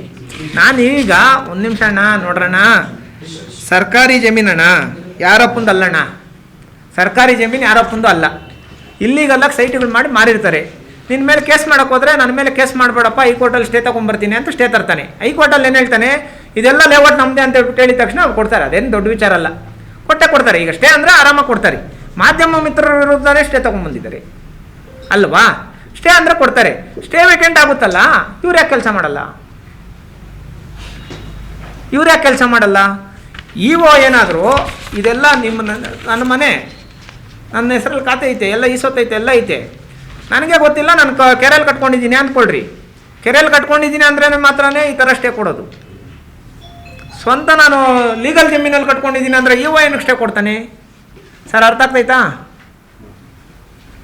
12 ಸೈಟು ಇಲ್ಲೀಗಲ್ಲು, ವಿಲ್ಲಾಗಳು ಕಟ್ಕೊಂಡವ್ರೆ, ಆಮೇಲೆ ಏನದು ಶಾಪಿಂಗ್ ಮಾಲ್ಗಳು ಕಟ್ಕೊಂಡವ್ರೆ, ಮೆಡಿಕಲ್ ಶಾಪ್ಗಳು ಕಟ್ಕೊಂಡವ್ರೆ, ಎಲ್ಲ ನಾನು ಬೇಕಾದರೆ ನಿಮ್ಗೆ ತೋರಿಸ್ತೀನಿ. ಒಂದೇ ಸರ್, ಏನು ಗೊತ್ತಾ ಮಾಡಬೇಕು, ಸರ್ವೆಗೆ ಆಗಬೇಕಾಗಿತ್ತು. PDO ತಪ್ಪು ಮಾಡಿದ್ದಾರೆ. ನಾನು ಕೇಳ್ತಾ ಇರೋವಂಥದ್ದು ಮಾಧ್ಯಮ ಮಿತ್ರರ ಮುಖಾಂತರ, ಎಷ್ಟಪ್ಪ ಪ್ಯಾಕೇಜ್ ನಿಮ್ಮದು, ಎಷ್ಟು ಲಕ್ಷಗಳಿಗೆ ಶಾಮೀಲಾಗಿದ್ದೀರಾ? ಸರ್ಕಾರಿ ಕೆಲಸ ಸಾಧ್ಯವಿಲ್ಲ ಅಂತ ಹೇಳ್ಬಿಟ್ಟು ಹೇಳಿದ್ದೀರಲ್ಲ, ಯಾಕೆ? ಸ್ಟೇ ವೇಕೆಂಟ್ ಆಗೈತಲ್ಲ, ಸ್ಟೇ ವೇಕೆಂಟ್ ಆಗಿರೋ ಕಾಪಿ ಐತೆ. ಆವಾಗ 2021ರಲ್ಲಿ ಇವರು ಮಧ್ಯಂತರ ಆದೇಶ ಮಾಡಿರೋಂಥದ್ದು, ಅದನ್ನ ತೆರವು ಮಾಡಿಸಿ ಇವಾಗ ಮತ್ತೆ ಕೆಲಸ ಮಾಡ್ಬೋದು ನೀವು ಅಂತೇಳ್ಬಿಟ್ಟು ಹೈಕೋರ್ಟಿಂದ ಸ್ಟೇ ವೇಕೆಂಟ್ ಆಗಿರೋಂಥ ಕಾಪಿ ಐತೆ. ಈ ಎಲ್ಲ ಅಕ್ರಮ ಖಾತೆಗಳು ಅಂತೇಳ್ಬಿಟ್ಟು ಅವಾಗೇ ವರದಿ ಕೊಟ್ಟಿದ್ದಾರೆ. PDO ಅಂದರೆ ಬಾಡಿಯಲ್ಲೇ ತೀರ್ಮಾನ ಆಗ್ತೈತೆ, ಪಂಚಾಯತಿ ಬಾಡಿಯಲ್ಲಿ ಇವೆಲ್ಲ CA ಸೈಟ್ಗಳು ಇಮಿಡಿಯೇಟಾಗಿ ಒತ್ತುವರಿ ಮಾಡಬೇಕು ಅಂತೇಳ್ಬಿಟ್ಟು ಅದ್ರ ಮೇಲೇ ಅವರು ಸ್ಟೇ ಕೊಡೋವಂಥದ್ದು. ಯಾಕೆ ಮಾಡ್ತಾ ಇಲ್ಲ ನೀನು? ಇವಾಗೆಲ್ಲ ಕ್ಲಿಯರ್ ಐತಲ್ಲ, ಯಾಕೆ ಮಾಡ್ತಾ ಇಲ್ಲ PDO? ಸಾಹೇಬರು ಇಮಿಡಿಯೇಟಾಗಿ ಸರ್, ಅವರು ಸ್ಪಂದಿಸಿದಷ್ಟು, ಅವರು ಸರ್ಕಾರಿ ಕೆಲಸ ಮಾಡಿಸಿದಷ್ಟು ನನಗೆ ಗೊತ್ತಿರೋ ಥರ ಈ ವಿಚಾರದಲ್ಲಿ ಬೇರೆ ಯಾವ ಅಧಿಕಾರಿನೂ ಮಾಡಿಲ್ಲ. ಇವಾಗ ಬಂದಿರೋಂಥ ಅವರು ನೇರವಾಗಿ ಹೇಳ್ತಾ ಇದ್ದಾರೆ. 100% ಸರ್, ಕಾದು ನೋಡೋದೇನಿಲ್ಲ. 12 ಸೈಟು ಹೊಡೆಯೋ ತನಕ ಬಿಡಲ್ಲ. 12 ನಿವೇಶನಗಳು ಏನೈತೆ ಇವೆಲ್ಲ ಹೊಡೆಯೋ ತನಕ ಬಿಡಲ್ಲ. ಯಾರು ಸರ್ ಈ ವಿಚಾರಗಳಲ್ಲಿ ಮ್ಯಾಕ್ಸಿಮಮ್ ಪ್ರೆಷರ್ ಐತಿ, ಈ ವಿಚಾರದಲ್ಲಿ ಮ್ಯಾಕ್ಸಿಮಮ್ ಪ್ರೆಷರ್ಸ್ ಐತೆ.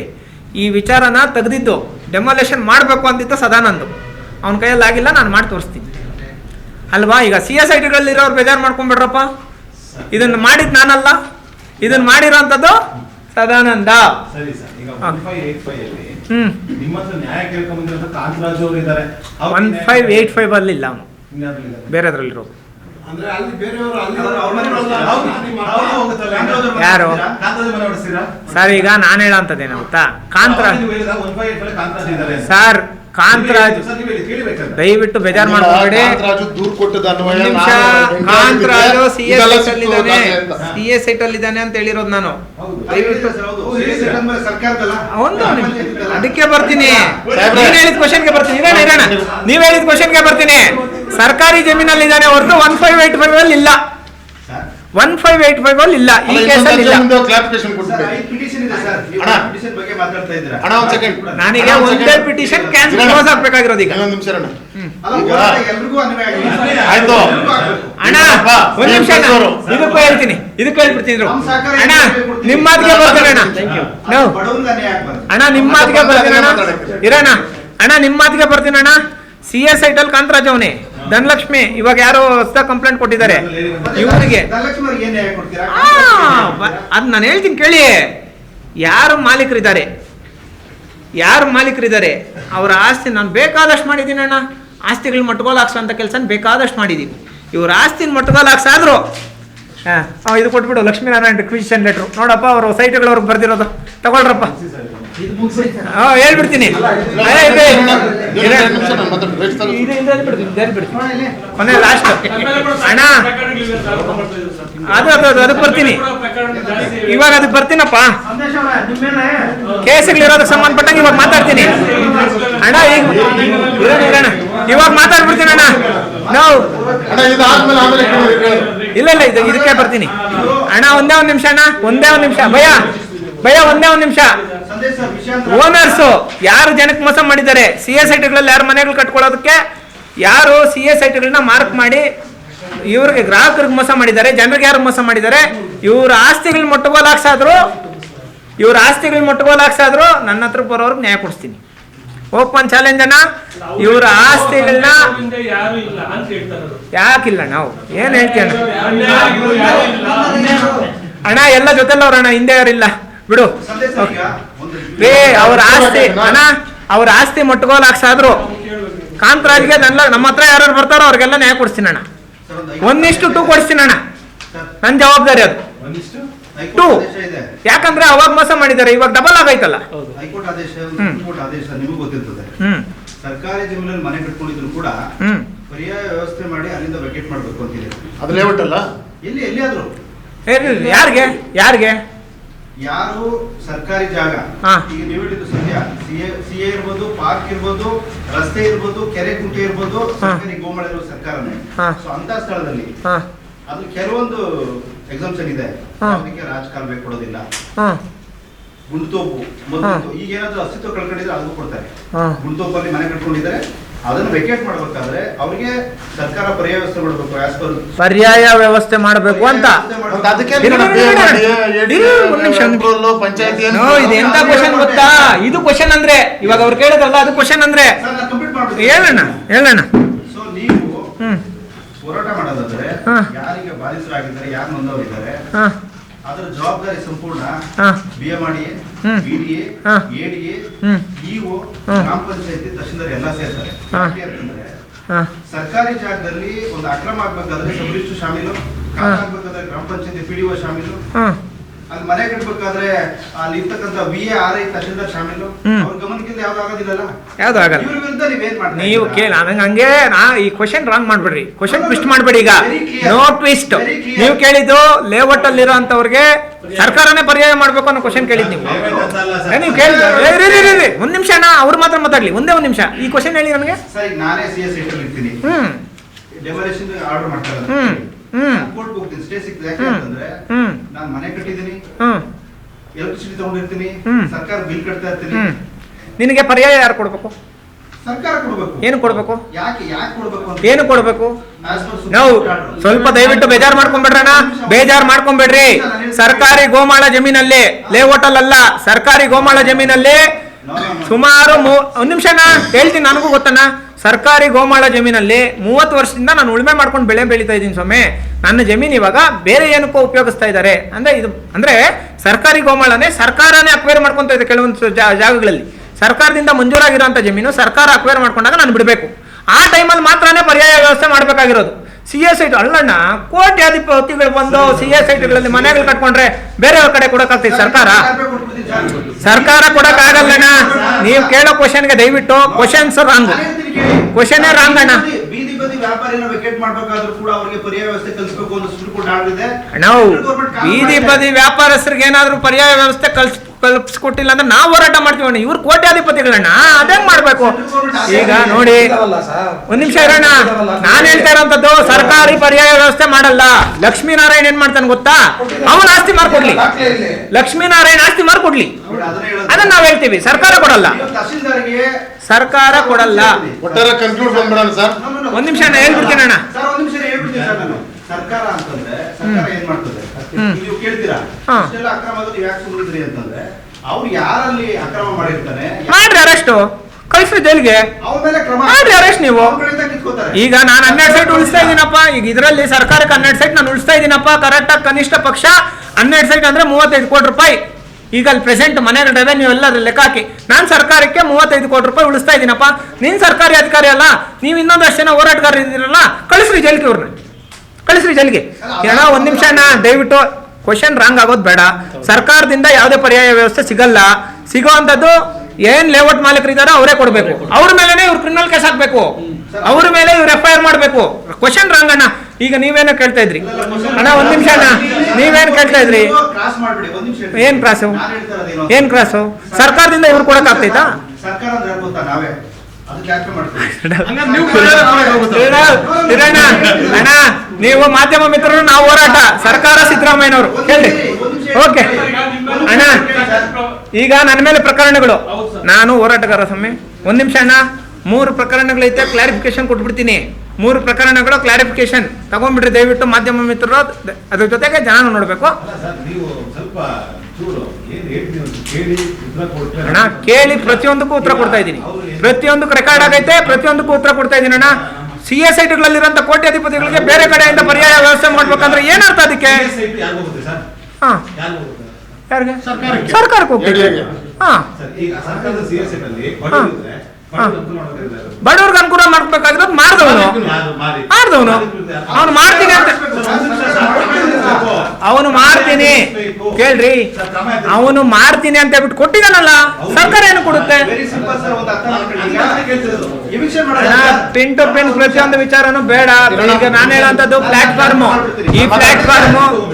ಈ ಪ್ಲಾಟ್ಫಾರ್ಮು ಇವತ್ತು ನಾನು ಮಾತಾಡ್ತಾ ಇರೋಂಥ ಪ್ಲಾಟ್ಫಾರ್ಮು 1585 ಕೇಸಿಗೆ ಸಂಬಂಧಪಟ್ಟಂಗೆ CS ಐಟ್ಗಳಲ್ಲಿ ಯಾರ್ಯಾರು ಮನೆ ಕಟ್ಕೊಂಡಿದಾರೋ ಇವರಿಗೆ, CS ಐಟ್ಗಳಲ್ಲಿ ಮನೆ ಕಟ್ಕೊಂಡಿರೋರಿಗೆ ಲೇಔಟ್ ಕಂಪ್ನಿ ಪರ್ಯಾಯ ವ್ಯವಸ್ಥೆ ಮಾಡ್ಲಿ, ಸರ್ಕಾರ ಮಾಡಬಾರ್ದು. ಅವರೇ ಮಾಡ್ತಾರೆ. ಈಗ ನಿನ್ ಸೈಟ್ ತಗೊಂಡಿದ್ಯಾ, ನೀನೇ ಹೇಳ್ತಾ ಇದ್ಯಾ, ನೀನ್ ಸೈಟ್ ತಗೊಂಡಿದ್ಯಾ, ಕೊಡು ಕಂಪ್ಲೇಂಟು. ಈಗ ACP ಏನ್ ಮಾಡ್ತಾನೆ, FIR ಮಾಡಿಸ್ತಾನೆ. CS ಐಟಲ್ಲಿ ನಮ್ಗೆ ಕೊಟ್ಟಿದ್ದಾರೆ ಅಂತ, CS ಐಟಲ್ಲಿ ನಮ್ಗೆ ಮಾರಿದ್ದಾರೆ ಅಂತ ಹೇಳ್ಬಿಟ್ಟು ACP ಏನ್ ಮಾಡ್ತಾರೆ, FIR ಮಾಡ್ತಾರೆ. ಅದಕ್ಕೆ ಸಂಬಂಧಪಟ್ಟಂಗೆ ಅವರು ಇನ್ನೂ ಒಂದು 5 ಲಕ್ಷ ಜಾಸ್ತಿ ಹಾಕಿ ಆ ಅಪ್ಪನಿಗೆ ದುಡ್ಡು ವಾಪಸ್ ಕೊಡ್ತಾರೆ. ಬಡವರು ಇರ್ತಾರೋ ತಗೊಂಡಿರ್ತಾರಲ್ಲ, ಅವ್ರಿಗೆ ಇವಾಗ ಖಂಡಿತವಾಗ CS ಕಿತ್ಕೊಳ್ತಾರೆ. ಈಗ ನಾಳೆ ಅವ್ರಿಗೆ ಪರಿಹಾರ ಮಾಡ್ಬೇಕು, ಆಯ್ತಾ? ಓನರ್ ಮಾಡ್ತಾರೆ, ಓನರೇ ಮಾಡ್ಬೇಕು. ಯಾರು ಮಾಡ್ಸಲ್ಲಣ್ಣ, ಯಾರು ಮಾಡ್ಸಲ್ಲಣ್ಣ. ನೋಡೋಣ, ಇದು ಕ್ವಶನ್ ರಾಂಗ್ ಅಣ್ಣ, ದಯವಿಟ್ಟು ನೋಡ್ರಿ.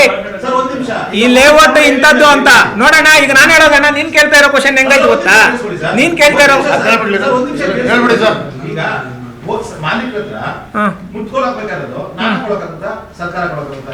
ಸರ್ಕಾರ ಹಾಕೋಬೇಕಲ್ಲ ಸರ್, ಯಾರು ಮುಟ್ಕೊಳಕ್ಕೊಡೋದು? ನಾನು ಸರ್ಕಾರ. ಈಗ CS ಐಟ್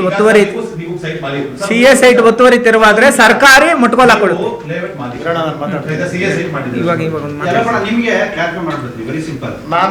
ನಾನೇ CS ಐಟ್ ತಗೊಂಡಿದ್ದೀನಿ, RIVA ಬರ್ತಾರೆ, PDO ಬರ್ತಾರೆ, ಈಗ ನಮ್ಮ ಮನೆ ಹೊಡಿತಾರೆ ಮುಟ್ಕೊಲ್ ಹಾಕೋತಾರೆ, ನಾನು ಕೋರ್ಟ್ಗೆ ಹೋಗ್ತೀನಿ, ಯಾರ ಮೇಲೆ ಹೋಗ್ತೀನಿ? ವಿಡಿಯೋ ಮೇಲೆನೆ ಹೋಗೋದು. ಮಾತಾಡೋದು ಸುಮ್ಮನೆ ಇವಾಗ ನಾನು ಹೇಳ್ತೀನಪ್ಪ ಇದಕ್ಕೆ ಆನ್ಸರ್. ಅಣ್ಣ ಇವಾಗ ನೀವು ಕೇಳ್ತಾ ಇರೋ ಕ್ವಶನ್ ಹೆಂಗಾಯ್ತು ಗೊತ್ತೇನಣ್ಣ? ಈಗ ನಾನು ಹೇಳೋದಣ್ಣ ಇರೋಣ, ಇದು ಕ್ಲಾರಿಫಿಕೇಶನ್, ಪಿಕ್ಚರ್ ಕ್ಲಾರಿಫಿಕೇಶನ್ ಕೊಡ್ತೀನಿ. ನಾನು ಮೋಸ ಆಗೈತೆ, ನಾನು ಹೋಗ್ಬಿಟ್ಟು ಕಂಪ್ಲೇಂಟ್ ಕೊಡಬೇಕಾಗಿರೋಂಥದ್ದು ಪೊಲೀಸ್ ಸ್ಟೇಷನಲ್ಲಿ ಕೊಟ್ಟರೆ ಲೇಔಟ್ ಅವ್ರ ಮೇಲೆ ಕೊಡ್ತೀನಿ. ಇದೇ ಥರ ACP ಅವ್ರು ಕಂಪ್ಲೇಂಟ್ ಕೊಟ್ಟು ಅವ್ರು ಎಷ್ಟು ದುಡ್ಡು ಕೊಟ್ಟವ್ರೋ ಅದಕ್ಕಿಂತ ಇನ್ನೊಂದು 5 ಲಕ್ಷ ದುಡ್ಡು ಜಾಸ್ತಿ ತಗೊಂಡು ಅದನ್ನ ಕ್ಲೋಸ್ ಮಾಡ್ಕೊತಾರೆ. ACP ಕೇಸು ನೀನು ಮಾಡ್ಕೋ, ನಿನಗೆ ಸರ್ಕಾರ ಕೊಡ್ತೈತಾ? ಏನಣ್ಣ ಏನಣ್ಣ ಒಂದು ನಿಮಿಷ ಇಲ್ಲಿ ನಿಮ್ಗೆ ಒಂದು ಕ್ಲಾರಿಫಿಕೇಶನ್ ಕೊಡ್ತೀನಿ. ಹೇಳೋಣ. ಸರ್ಕಾರ CS ಐತೆ ಮುಟ್ಗೋಲ್ ಹಾಕೊಳ್ಳುತ್ತೆ, ಹಾ. ಸಂತೋಷ, ಹಾ. ಸರ್ಕಾರಕ್ಕೆ ಬಂತು. ಆ ಮುಟ್ಗೋಲ್ ಹಾಕೊಳ್ಳೋದಕ್ಕೆ ಮುಂಚೆ ಅಲ್ಲಿ ಓನರ್ಗಳು ಯಾರಿದ್ರು, CS ಐತೆ ಯಾರು ಕೊಡ್ತಿದ್ರು, ಹಾ. ಅವ್ರಿಗೆ ಯಾರು ನ್ಯಾಯ ಕೊಡಿಸ್ತಾರೆ? ಈ ಕ್ವಶನ್ಗೆ ಒಂದು ನಿಮಿಷನ, ಈ ಕ್ವಶನ್ಗೆ ಕ್ಲಿಯರ್ ಕಟ್ ಆನ್ಸರ್ ಕೊಡ್ತೀನಿ. CS ಸೈಟು ಒತ್ತುವರಿ ತೆರವಾದ್ಮೇಲೆ CS ಸೈಟು ಮಾಲೀಕರಿಗೆ ಜವಾಬ್ದಾರಿ ಕೊಡಬೇಕಾಗಿರೋಂಥದ್ದು ಲೇಔಟ್ ಓನರ್ಸು. ಮಾಡಲ್ಲ ಸರ್. ಕೇಳಿ ಯಾಕೆ ಒಂದ್ ನಿಮಿಷ ಕೇಳ್ರ, ನಾನು ಹೇಳೋ ತನಕ, ಈಗ ನಾನು ಹೇಳೋದು ರಿಪ್ಲೈ ಕೊಡೋ ತನಕ ಕೇಳಿ. ಅವ್ರು ಕೊಟ್ಟಿಲ್ಲ ಯಾರು, ಇವಾಗ ಲಕ್ಷ್ಮೀನಾರಾಯಣ್ ಕೊಡಲ್ಲ, ಇವಾಗ ಕೊಡ್ತೀನಿ ಅಂತ ಹೇಳ್ಬಿಟ್ಟು ಪತ್ರ ಬರ್ದವ್ನು ಬಿಡ್ರಿ. ಈಗ ಕೊಡಲ್ಲ ಅಂತ ಹೇಳ್ಬಿಟ್ಟು ಆ ಒಂದು ಇದು ಬಂದಾಗ ಸರ್ಕಾರ ಏನ್ ಮಾಡ್ತಾರೆ, ಕೋರ್ಟ್ಗಳಲ್ಲಿ ಕೇಸುಗಳು ನಡೆದಾಗ ಕೋರ್ಟ್ ಆದೇಶ ಏನ್ ಮಾಡ್ತಾರೆ, ಲಕ್ಷ್ಮೀನಾರಾಯಣ್ ಪ್ರಾಪರ್ಟಿನ ಮುಟ್ಟುಗೋಲು ಹಾಕೊಂಡು ಆ ಪ್ರಾಪರ್ಟಿಯಿಂದ ಬಂದಿದ್ದ ದುಡ್ಡಲ್ಲಿ ಜನಗಳಿಗೆ ಅನುಕೂಲ ಮಾಡಿ ಅಂತ ಹೇಳ್ಬಿಟ್ಟು ಮಾಡ್ತಾರೆ. ಸರ್ಕಾರಿ ಕೊಡಲ್ಲಪ್ಪ, ಸರ್ ಅದನ್ನೇ ನಾವು ಹೇಳ್ತಾರೆ ಸರ್. ಸರ್ಕಾರ ಕೊಡಲ್ಲ. ಸರ್ಕಾರ ಅದನ್ನ ಮಾಡ್ಬೇಕು ಅನ್ನೋದು. ನಾವು ಪೊಲೀಸ್ ಸಂಬಂಧಪಟ್ಟಂತ ಅಧಿಕಾರಿಗಳು ಇರೋಣ. ಅಣ್ಣ ಒಂದ್ ನಿಮಿಷ ಅಣ್ಣ, ಅಂತವ್ರು ನನ್ನ ಹತ್ರ ಬಂದ್ರೆ ನಾನು ಹೋರಾಟ ಮಾಡಿ ಕೊಡಿಸ್ತೀನಪ್ಪ, ಅದ್ರಲ್ಲಿ ಡಿಫ್ರೆನ್ಸ್ ಇಲ್ಲ. ನಾವು ಕೇಸುಗಳಿಗೆ ಸಂಬಂಧಪಟ್ಟಂಗೆ ಮಾತಾಡ್ತೀನಿ ನೋಡೋಣ. ಸಂದೇಶ್ ಅಣ್ಣ ಒಂದ್ ನಿಮಿಷ ಅಣ್ಣ, ನಾವು ಸಂದೇಶ್ ಮೇಲೆ ಇರೋಣ ಒಂದ್ ನಿಮಿಷ. ನಾವು PDO ಸಂಬಂಧಪಟ್ಟ ಈಗ ನಾನು ಹೇಳೋದೇನಂದ್ರೆ, ನನ್ನ ಮೇಲೆ ಇರೋಂಥ ಕೇಸುಗಳಿಗೆ ಸಂಬಂಧಪಟ್ಟಂಗೆ ಮಾತಾಡ್ತೀನಿ. ನನ್ನ ಮೇಲೆ ಫಸ್ಟ್ ಕೇಸು ನಾವು ಕೇಳ್ರಣ್ಣ, ನಾವು ಕೇಸುಗಳು ದಯವಿಟ್ಟು ಒಂದೇ ಒಂದು ನಿಮಿಷ ಅಣ್ಣ, ಏರ್ರಪ್ಪ ಮಾತಾಡ್ಬೇಡ್ರಿ. ಈಗ ಒಂದೇ ಒಂದು ನಿಮಿಷ, ನನ್ನ ಮೇಲೆ ಫಸ್ಟ್ ಪೊಲೀಸ್ ಸ್ಟೇಷನಲ್ಲಿ ಕಂಪ್ಲೇಂಟ್ ಕೊಡೋದು 2021ರಲ್ಲಿ ರೂಪಕಲ್ಲ ಶಶಿಧರ್ ಅವರು ಫಸ್ಟ್ ಹೋಗಿ ಕಂಪ್ಲೇಂಟ್ ಕೊಡೋದು ಪೊಲೀಸ್ ಸ್ಟೇಷನಲ್ಲಿ. ಬಟ್ ಅದು FIR ಆಗಲ್ಲ, ಯಾಕಂದ್ರೆ ಸಂದೇಶ್ ತಪ್ಪು ಮಾಡಿಲ್ಲ ಅಂತ ಹೇಳ್ಬಿಟ್ಟು ಪೊಲೀಸ್ನವರೇ ಹೇಳ್ಬಿಡ್ತಾರೆ.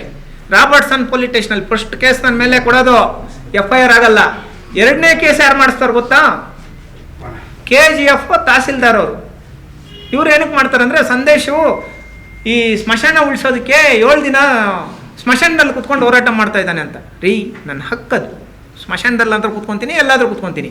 ಇದಕ್ಕೆ ಸಂಬಂಧಪಟ್ಟ ಒಂದು FIR ಆಗ್ತೈತೆ. FIR ಏನಾಗ್ತೈತೆ, ಈ ಕೇಸು ಸಂದೇಶ್ ತಪ್ಪು ಮಾಡಿಲ್ಲ ಅಂತ ಹೇಳ್ಬಿಟ್ಟು ಕೋರ್ಟಲ್ಲಿ ತೀರ್ಮಾನ ಆಗ್ತೈತಿ. ಎರಡನೇದಣ್ಣ.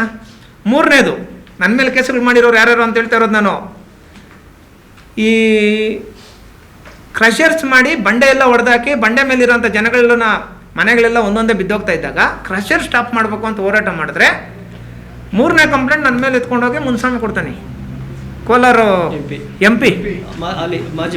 3ನೇ FIR ಇದು ಕೊಡ್ತಾನೆ. ಆಯಿತು, ಅದರಲ್ಲಿ ಅರೆಸ್ಟ್ ಮಾಡ್ತಾರೆ, ಬಿಟ್ಬಿಡ್ತಾರೆ ಅವಾಗೆ, ತಪ್ಪಿಲ್ಲ ಅಂತ ಬಿಟ್ಟು. 3ನೇ ಕೇಸು. 4ನೇ ಕೇಸು, ನಮ್ಮ ಸಮುದಾಯದ SC ಸಮುದಾಯದ ಒಬ್ಬ ಹೆಣ್ಣುಮಗಳಿಗೆ ಬೇರೆ ಯುವಕ ಮೋಸ ಮಾಡಿರ್ತಾನೆ, ಬೇರೆ ಕಮ್ಯುನಿಟಿ ಹುಡುಗ ಮೋಸ ಮಾಡಿರ್ತಾನೆ. ನಾನು ನಮ್ಮ ಕಮ್ಯುನಿಟಿ ಹೆಣ್ಮಕ್ಳು ಅಲ್ಲಿ ಹೋಗಿ ಅವ್ರ ಮನೆ ಮುಂದೆ ನಿಂತ್ಕೊಂಡು ಈ ಥರ ಮಾಡೋದು ತಪ್ಪಪ್ಪ, ಮಾಡಬಾರ್ದು, ನಮ್ಮ ಹೆಣ್ಮಕ್ಳಿಗೆ ನ್ಯಾಯ ಕೊಡಿಸು ಅಂದಾಗ ಆ ಹುಡುಗ ಏನು ಮಾಡ್ತಾನೆ ಗೊತ್ತಾ, ನಮ್ಮ ಜೊತೆ ಬಂದು ಅಂಬೇಡ್ಕರ್ ಸ್ಟ್ಯಾಚು ಮುಂದೆ ಮದುವೆ ಮಾಡ್ಕೊತಾನೆ. ಆವಾಗ ಏನು ಮಾಡ್ತಾರೆ, ಹುಡುಗನ ತಂದೆ ತಾಯಿ ಹೋಗ್ಬಿಟ್ಟು ಪೊಲೀಸ್ ಸ್ಟೇಷನ್ ಕಂಪ್ಲೇಂಟ್ ಕೊಡ್ತಾರೆ. ಹುಡುಗನ ತಂದೆ ತಾಯಿ ಪೊಲೀಸ್ ಸ್ಟೇಷನಲ್ಲಿ ಕಂಪ್ಲೇಂಟ್ ಕೊಡ್ತಾರೆ. ಆವಾಗ ಪೊಲೀಸ್ನವ್ರು ಏನು ಮಾಡ್ತಾರೆ, ಹುಡುಗನ ಕಿಡ್ನ್ಯಾಪ್ ಮಾಡಿದ್ದಾನೆ ಅಂತ ಹೇಳ್ಬಿಟ್ಟು ಒಂದು ಕೇಸ್ ಮಾಡ್ತಾರೆ. ಸ್ವಲ್ಪ ಯೋಚನೆ ಮಾಡ್ಬೇಕಣ್ಣ. ನನ್ನ ಸ್ವಾರ್ಥಕ್ಕೋಸ್ಕರ ಒಂದೇ ಒಂದು ಕಂಪ್ಲೇಂಟ್ ಹಾಕ್ಸ್ಕೊಂಡಿರೋನಲ್ಲ ಸಂದೇಶ. ಒಂದೇ ಒಂದು ಕೆಟ್ಟ ಅಭ್ಯಾಸ ಇಲ್ಲಪ್ಪ. ಅದೇನಾದ್ರು ಈ ಹುಡುಗಿರ ಶೋಕಿಗಳು, ಆಂಟಿಗಳ ಶೋಕಿಗಳು, ಸಾರಾಯಿ, ಸಿಗರೇಟ್, ಹನ್ಸು, ಪಾನ್ಪರಕ್ಕೆ ಎಲ್ಲೆಡಕ್ಕೆ ಹಾಕಿಲ್ಲ ಇಲ್ಲಿ ಗಂಟ ನಾನು. ಒಂದು. ಎರಡನೇ ವಿಚಾರ, ಆ ಒಂದು ಕೇಸು ನಮ್ಮ ಹೆಣ್ಣುಮಕ್ಳಿಗೋಸ್ಕರ ಮಾಡಿರೋಂಥದ್ದು. ಅದು ಅವರು ಚೆನ್ನಾಗಿ ಇವಾಗ ಚೆನ್ನಾಗಿ ಇದ್ಕೊಳ್ಳಿ, ನಮ್ದು ಅದರಲ್ಲಿ ಅಭ್ಯಂತರ ಇಲ್ಲ. ಒಂದು ಫ್ಯಾಮಿಲಿ ನಿಂತೈತೆ, ನನ್ನ ಮೇಲೆ ಕೇಸ್ ಆದರೂ ಪರವಾಗಿಲ್ಲ. ಒಂದು ಹೆಣ್ಮಕ್ಳಿಗೆ ಅನ್ಯಾಯ ಆಗ್ತಾಯಿತ್ತು, ಅವ್ರ ಜೀವನ ನಿಂತ್ಕೊಂಡೈತೆ, ಕೇಸ್ ಆದರೂ ಪರವಾಗಿಲ್ಲ. ಇದನ್ನು ಮೊನ್ನೆ ಪ್ರೆಸ್ ಮೀಟಲ್ಲಿ ಯಾರೋ ಮಾತಾಡ್ತಾ ಇದ್ದಾರೆ, ಸಂದೇಶ್ ಹುಡುಗಿನ ಕಿಡ್ನಾಪ್ ಮಾಡಿ. ಇದೇನು ಗಾಚಾರ ಅಂತ. ಅಲ್ಲಣ್ಣ, ಈಗ ಹುಡುಗಿನ ನಾನೇನು ಕಿಡ್ನಾಪ್ ಮಾಡ್ಕೊಂಡು ದಾಖಲೆ ಕೊಡ್ರಪ್ಪ, ಏನನ್ನ ಇಂಥದ್ದಿದ್ರೆ. ಆಮೇಲೆ 5ನೇ ಕೇಸಣ್ಣ, ಇದು ಕೇಸಲ್ಲ. 5ನೇದು ಏನು ಮಾಡ್ತಾರೆ ಗೊತ್ತಾ, ಮಾರ್ಚ್ 17ನೇ ತಾರೀಕು Baba Saheb doctor B R Ambedkar ಅವರ ಕಾನೂನಿನ ಇಂಡಿಯನ್ ಕಾನ್ಸ್ಟಿಟ್ಯೂಷನ್ ಪವರ್, ಸಂವಿಧಾನದ ಶಕ್ತಿ ಏನು ಅಂತ ಹೇಳ್ಬಿಟ್ಟು ದ ರೂಲರ್ಸ್ ಅನ್ನೋ ಸಿನಿಮಾನ ಮಾಡಿ ಅಂಬೇಡ್ಕರ್ ಅವ್ರನ್ನ ತೋರಿಸ್ತೀನಿ. ಇದಕ್ಕೆ ಸಂಬಂಧಪಟ್ಟಂಗೆ ಅಲ್ಲಿರೋಂಥ ಲೋಕಲ್ಲು ಕೆಲವೊಬ್ರಿಗೆ ನಾವು ಫುಲ್ಲು ಮೈಯೆಲ್ಲ ಒಂಥರ ಆಗ್ಬಿಡ್ತೈತಿ. ಏನು ಇದು ಮಾಡಿದ್ದಕ್ಕೆ ಏನು ನಾವು ಏನು ಆಡಿಯೋ ಫಂಕ್ಷನ್ ಮಾಡಿದ್ದಕ್ಕೆ, ಅಂಬೇಡ್ಕರ್ ಅವ್ರ ಫೋಟೋನ ಹಾಕ್ಕೊಂಡು ಆಡಿಯೋ ಫಂಕ್ಷನ್ ಮಾಡಿದ್ದಕ್ಕೆ ದೊಡ್ಡವ್ರಿಗೆಲ್ಲ ಕೋಪ ಬಂದು ಏನು ಮಾಡ್ತಾರೆ ಗೊತ್ತಾ? ಪೊಲೀಸ್ ಸ್ಟೇಷನಲ್ಲಿ ಕೂತ್ಕೊಂಡು ಸಂದೇಶ್ ವಿರುದ್ಧ ರೌಡಿ ಶೀಟರ್ ಮಾಡುವಂತಾರೆ. ನಾವು 17ನೇ ತಾರೀಕು ಮಾರ್ಚ್ 17ನೇ ತಾರೀಕು 2023ನೇ ತಾರೀಕು 2023 ಮಾರ್ಚ್ 17ನೇ ತಾರೀಕು ಆಡಿಯೋ ಫಂಕ್ಷನ್ ಮಾಡಿದ್ದಾದಮೇಲೆ ಸಿದ್ದರಾಮಯ್ಯನವ್ರು ಹೇಳ್ತಾರೆ ಅಂಬೇಡ್ಕರ್ ಅವ್ರ ಬಗ್ಗೆ ಪಿಕ್ಚರ್ ಮಾಡಿರಿ, ನಾನು ಏನು ಬೇಕೋ ಸಪೋರ್ಟ್ ಮಾಡ್ತೀನಿ ಅಂತ. ಅದನ್ನು ನಾವು ಮಾರ್ಗದರ್ಶನವಾಗಿ ತಗೊಂಡು ಮಾರ್ಚ್ 17ನೇ ತಾರೀಕು ಆಡಿಯೋ ಫಂಕ್ಷನ್ ಮಾಡಿದ್ರೆ ಮಾರ್ಚ್ 21ನೇ ತಾರೀಕು ನನ್ನ ಮೇಲೆ ರೌಡಿ ಶೀಟರ್ ಆಗ್ತೈತಿ. ಅದು ಹೈಕೋರ್ಟಲ್ಲಿ ನಾವೇ ಗೆದ್ದು ಬಿಡಿ, ನಾವು ರೌಡಿನೇ ಅಲ್ಲ, ನಾವು ಯಾರ ವಿಚಾರದಲ್ಲಿ ಒಬ್ರಿಗೆ ತೊಂದರೆನೇ ಕೊಟ್ಟಿಲ್ಲ. ನಾನು ಎಲ್ಲನೂ ಹೋಗಲಿ, ನಾನು 2 ವೀಲರ್ ಎತ್ಕೊಂಡು ಒಬ್ಬನು ಹೋಗ್ತೀನಿ, ಇಲ್ಲಾಂದ್ರೆ ಕಾರಲ್ಲಿ ಒಂದಿಬ್ಬರು, ನಾನು ನಮ್ಮ ಹುಡುಗ ಡ್ರೈವರ್, ಇಷ್ಟೇ ಬರೋದಪ್ಪ. ಒಬ್ಬರು ವಿಚಾರದಲ್ಲಿ ಒಬ್ಬರನ್ನ ಹೊಡೆದಂಥವನಲ್ಲ, ಒಬ್ಬರನ್ನ ಬೈದಂಥವನಲ್ಲ ಅಂತ ಕೇಸುಗಳು. ಇವಾಗ ನನ್ನ ಮೇಲೆ ಇಷ್ಟೊತ್ತು ನಾನು ಹೇಳಿದ್ನಲ್ಲ, ಈ 4 ಕೇಸಸ್ಸು ಸಾಮಾನ್ಯ ನಾರ್ಮಲ್ ವ್ಯಕ್ತಿಗಳು ಯಾರು ಹಾಕಿಲ್ಲ.